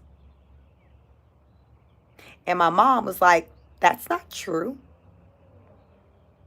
Because the narrative that was painted in the article, you know, centered around the Black Wall Street, was that the reason prior to, you know, Oklahoma, wherever it getting burnt down, blacks against whites started going against each other. And my mom was like, no, the white people came in and burnt that ish down. It wasn't that it started where, okay, no, that's not. And I'm like, well, you know, because I'm trying to understand. And she's like, no, the way it's being read, it's making it seem like as though two people met up in the streets, one black, one white. They just started fighting. Let's just say the white lost. His folks got pissed off and said, F it, we about to just go and burn up or whatever. That's not how it happened. It didn't happen with the fight in the middle of the street between the black and the white. It happened from hate, where the whites saying, F, I don't like what y'all doing here. We finna burn this ish down. Do you call that a race war? Is that still classified as a race war? Because that's not a fight. That's just one person getting pissed off and going and wreaking havoc. But the write-up was making it seem like it started out as a fight. There was no fight. This is an example of how history, people start to tell history differently over time. But if you know better, it's up to you to share that information with other people. Brolena says, nope, it's an act of terrorism. So do you call like 9/11, you know, a foreigner terrorists coming over here bombing stuff? Is that a race war? When they come over to America and they do the most bomb stuff, so they're one race, and then we over here, are we dealing with race wars? Like, what is this? Or is that just straight terrorism? But that's how, you know, as we talk about history being changed, that's history that's been told about that event. So, as we're living through these times, our day will come where we will have to tell our personal encounters and say, no, listen here, little one. Come on here, little one. Come sit down. Grandma, grandpa have a story for you. That day will come because people will try to change history. People will try to change history. Daniel said, a joy to hear an intelligent woman, not a black or white woman, a woman. Thank you so much.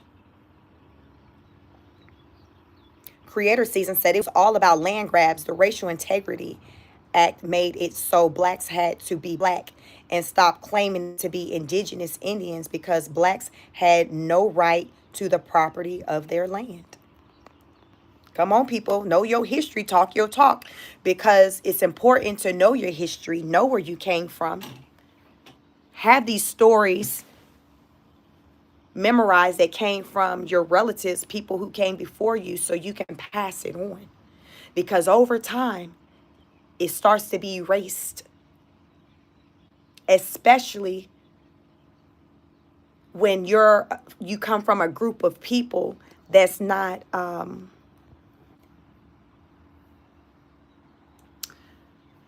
that's not placed on a high pedestal.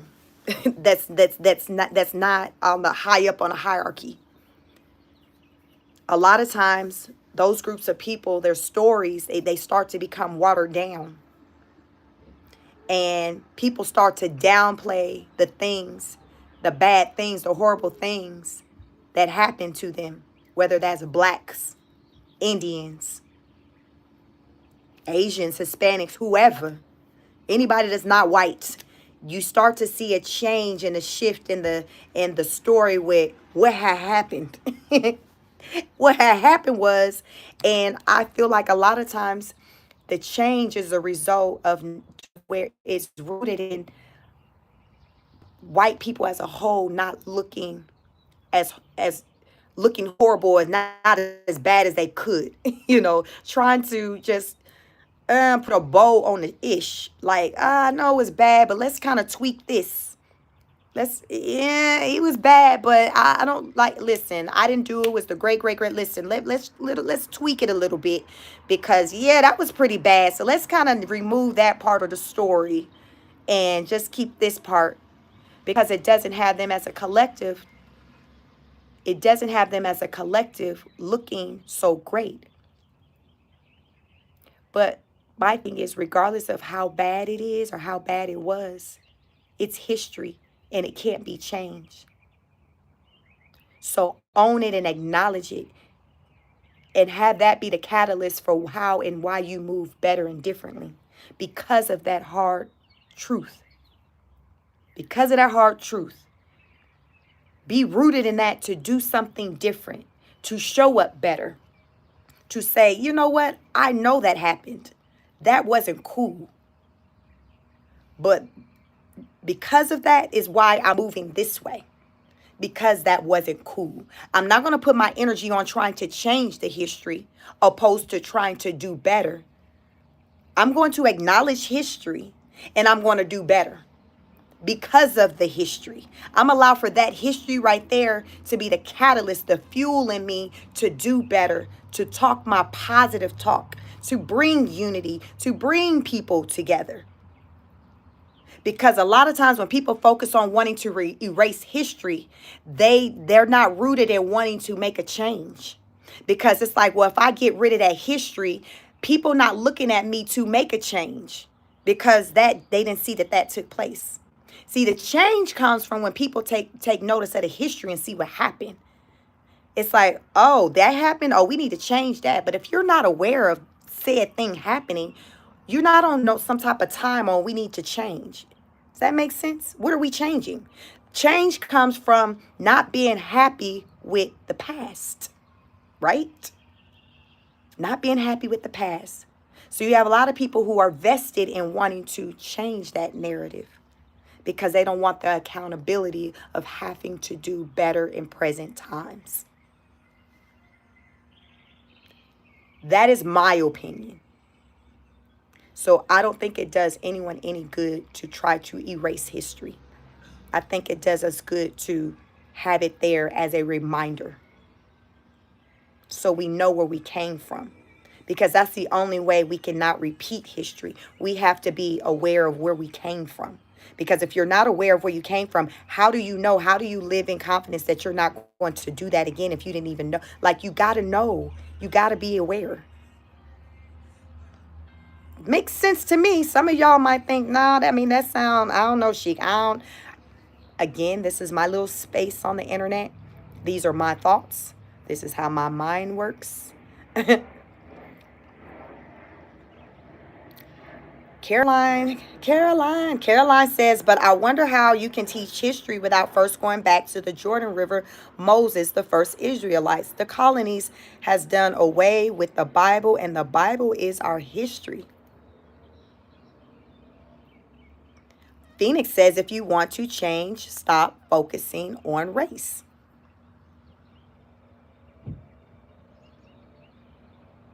Race is one of those things. It's like it's a big category, because you have all these things that's connected to race. And when you look at just a lot of things that still take place today, as far as with when it comes to people's experiences in the world, unfortunately, it is still heavily rooted in race. It is a thing. I personally feel like it is going to forever be a thing. But I also feel like we can still acknowledge race while still appreciating one another, while still working towards doing better. I think you can still acknowledge the race of some because it's something that's factual. We're different. And because I'm black, you may be white, we're different. So we're going to have different experiences, different cultures, different thoughts, different it's different because we're rooted from something that's different. So race is always going to be a thing. So that's going to be a conversation with Sheik. Somebody asked on my live, I think yesterday, serious honest question, why do a lot of black people go live?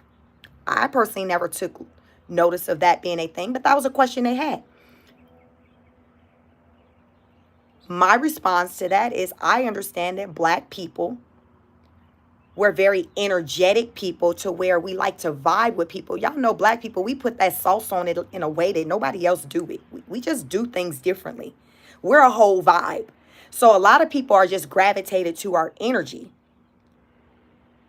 We like to have a good time. We're just, regardless of whatever our history shows we experience, we're rooted in love. We just got this vibe that brings people. Our delivery on things is just different. That's race. That race that you don't want to talk about. It's different. And a lot of people, they take notice of us being different, but they don't quite understand the why. It's like, Sheik, how you that age, but you look that way? Like, people be confused by this age, and they genuinely be wanting answers to the why. But it's just who we are. It's how we were created. We were created this way. We're energetic people. People pick up on that. People are attracted to that. Look at the TikTok. Y'all ever notice all the trends on TikTok, the dancers? Who be starting that? Do Marsha start that? Do Scott start that? Who be starting them TikTok dances? Do that be Keisha all day and Marcus? Do Keisha and Marcus get it going? They done created this whole two-step. They done threw the cowboy hat in it, then incorporated the fan, then threw the hip. Everybody getting it. Now you got the kid. Who doing all that? That's that vibe I'm talking about. That vibe, that's what I'm talking about. It's who we are. It's just who we are. We were all groups of people. We were created differently. And this is just how we were created. It's nothing you can buy. You can try to take on the persona, but it's not going to still come off the same. We're just different. We're different. That's rooted in race, right? We're just different. Doesn't have anything to do with better than, worse than. It's just that we're different. So that's the best that I can explain to someone as someone wonder why black people move and do things a certain way. It's just who we are. We're resilient. Regardless of the ish that we go through, we still overcome. We still overcome. We still out here just trucking along like ish didn't happen because that's all we know. That's all we know. You got to keep going, right? We're just resilient. We've been marching all our lives. Y'all see people out here compared. They see, other groups of people. They'll try to form and put together marches and rally. They don't come together quite like y'all. We've been doing this all our life. Like, this is generations of this. So a lot of like what people, other cultural groups are experiencing with not having jobs and feeling like, okay, well, Trump, I feel like maybe you discriminate against me because I'm a government worker. Or, the white man with the farm, like I ain't got my resources from a farm. These are things that people like me, we've been experiencing this forever, ever. So it's no different. It's just another day. But for other groups of people who are not used to experiencing such tough times, it's very challenging. They're mentally trying to grasp their mind around what is going on. How can he do this? But people that look like me, we're used to moving in a way to where we feel like it hasn't been an equal playing field. So it's just like, all right, then, well, hell, I'm used to having to be 10 times better anyway. So it is what it is. It is what it is. It's like we're accustomed to it. We are accustomed to it. And it's the reality of the situation. Whether you like it or not, it's the reality.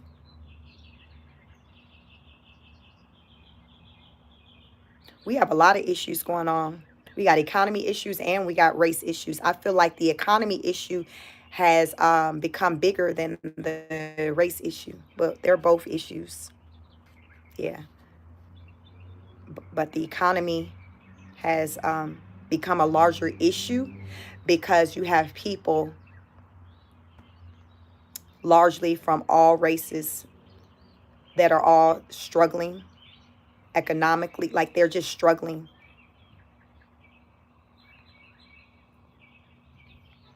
They're struggling, so it's a bigger issue than race. But race is still strong. You know, that's it's. I personally feel like it's just until we have a day, the times where things just start all over, and there's no memory of there ever being racism. I feel like it'll always be here, but it doesn't mean that we can't overcome it and learn from our history. That's why I don't believe in erasing the history and changing it. I believe that it can be there as a reminder of how we need to move differently and do better as a people. That's what I use it as. It's a reminder. I don't get angry at it. It's a reminder of where we came from. That's what the African American Museum for was. It's a reminder. You all, when I went to that museum, I didn't get angry. Guess what? I got motivated. I got motivated to want to go out into the world and be the greatest person I can be and encourage and motivate my children because I seen just where we came from, how far we came along. And I was just like, oh, MG, like we really have come a long way. I was just proud of just how far we've come. Y'all, it was all kinds of, it was history. So you seen everything, the horrible stuff from times. It was there. But it wasn't there for me to get angry. At no point did I feel anger. I felt there was times where I may have felt sad by those times of what happened to our people, but I never felt anger. I mostly felt motivated and inspired to be a better person. I thought about as I was just looking at the different things in the museum of what more I could do to be that much better of a person. How I can be an example. How I can maybe make a wall one day and make history to where people learn from what I did. How I paved the way for many others to come. That was where my thoughts was. So that's still centered around race. So race is not a bad thing. It's everything is what you make it. It's what you make it. And what I just said is it being made into a positive thing was still acknowledging race and using that as the catalyst for better days to come. That's what it did for me. And I only hope that it does that for anybody who steps into that building or read any piece of history, regardless of your race or where you come from. Don't get angry, get motivated. Get motivated to be better, to be an example of be a better representation of your group of people. White people, use that as a motivation to be a better example of your group of people. Be like, shit, listen, we didn't learn. We moving differently. We made an effed around and we've effed around and found it. But we moving differently today. We're one song, one band today. I'm sorry that happened to y'all, but today, listen, we on a different type of time today.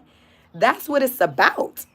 It's not downplaying nothing that popped off or living in the past. It's about saying, yo, I see you. I see you. And we're going to work together. We're going to have better days for not only you and I, but for our babies and those to come. That's what it's about. We gonna love on one. That's what it's about. Y'all, at the museum, there were so many non-black people in the museums. Kids there on field trips. It was everything. It was people of all races of people in there. There was even one woman that talked to my mom. My mom just kind of sat down and, rest while I think I was in the gift shop.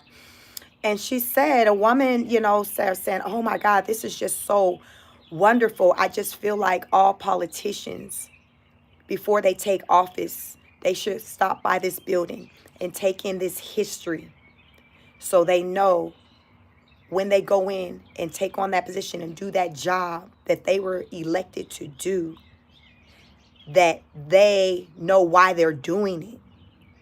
Remember, the goal is to not repeat history. That's the goal, right?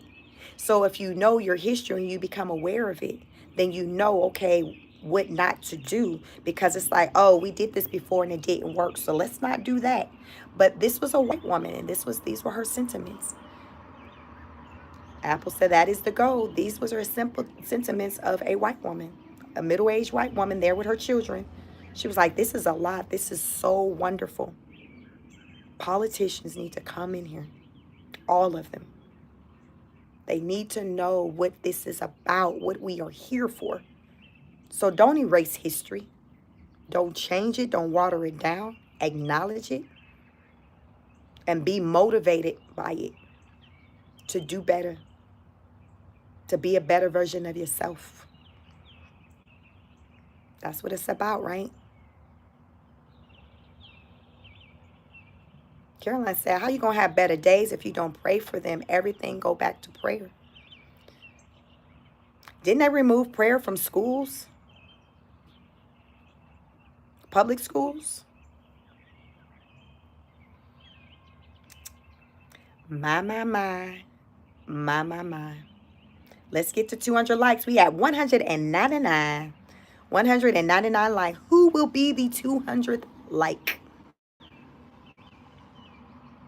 Double tap the screen. Double tap the screen. Thank you so much. 200 likes. 102 of you in here. Welcome. I've been on here for a while. Yes, I like to talk, but I be having some things to say, and I always say, as long as you all show up, I will show up. Happy Sunday. Happy Resurrection Day to those of you who celebrate Easter. Before I get out of here, I'll read one more time President Trump's message to America today on this Palm Sunday. This Holy Week, Melania and I join in prayer with Christians celebrating and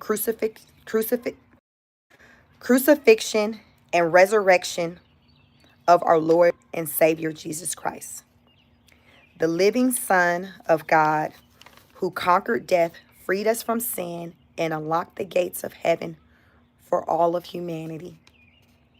We pray that America will remain a beacon of faith, hope, and freedom for the entire world. And we pray to achieve a future that reflects the truth, beauty, and goodness of Christ's eternal kings in heaven. Amen.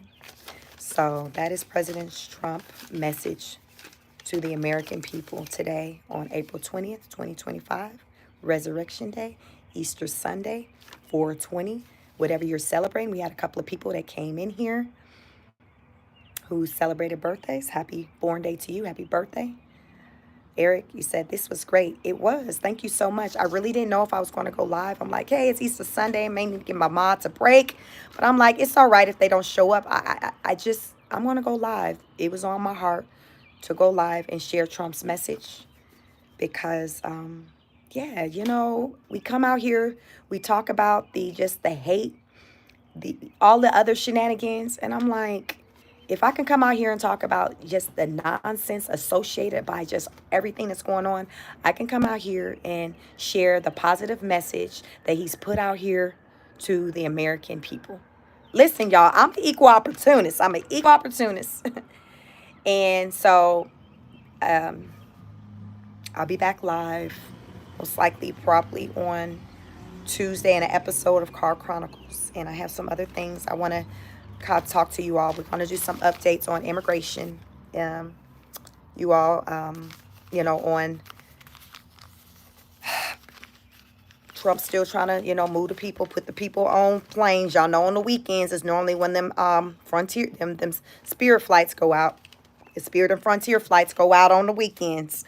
So the courts are already trying to be a step ahead and stop those flights. So they still sitting on ground. They still sitting on ground. So y'all stay tuned as we want to continue to talk about immigration, the matter with Kilmar Abrego Garcia, because he's still in El Salvador. And I feel like the conversation centered around him is not going to stop anytime soon. So with that being said, I'm going to continue to follow that and come out here to share updates with you all. There's some deadlines, some new dates that are approaching centered around immigrations, in particular concerning the state of Florida. A mass deportation that Trump had planned for people in Florida this month. So right now, the Supreme Court has put a block on deportation from people out of Texas. So we'll see what happens with the scheduled deportation for people coming up out of Florida this month. So stay tuned.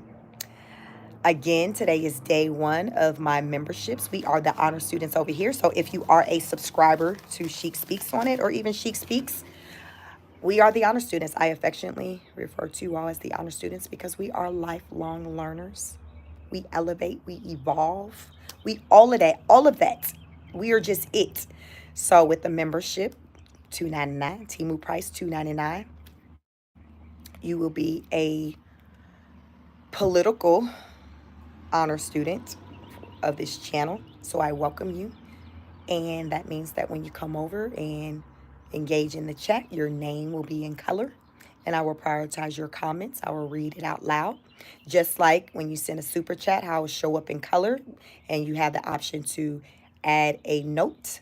I read that out loud. So it's the same thing, except it's just ongoing $2.99 membership. So that is something that is new to my channel. Today is day one. Nothing like being first in line.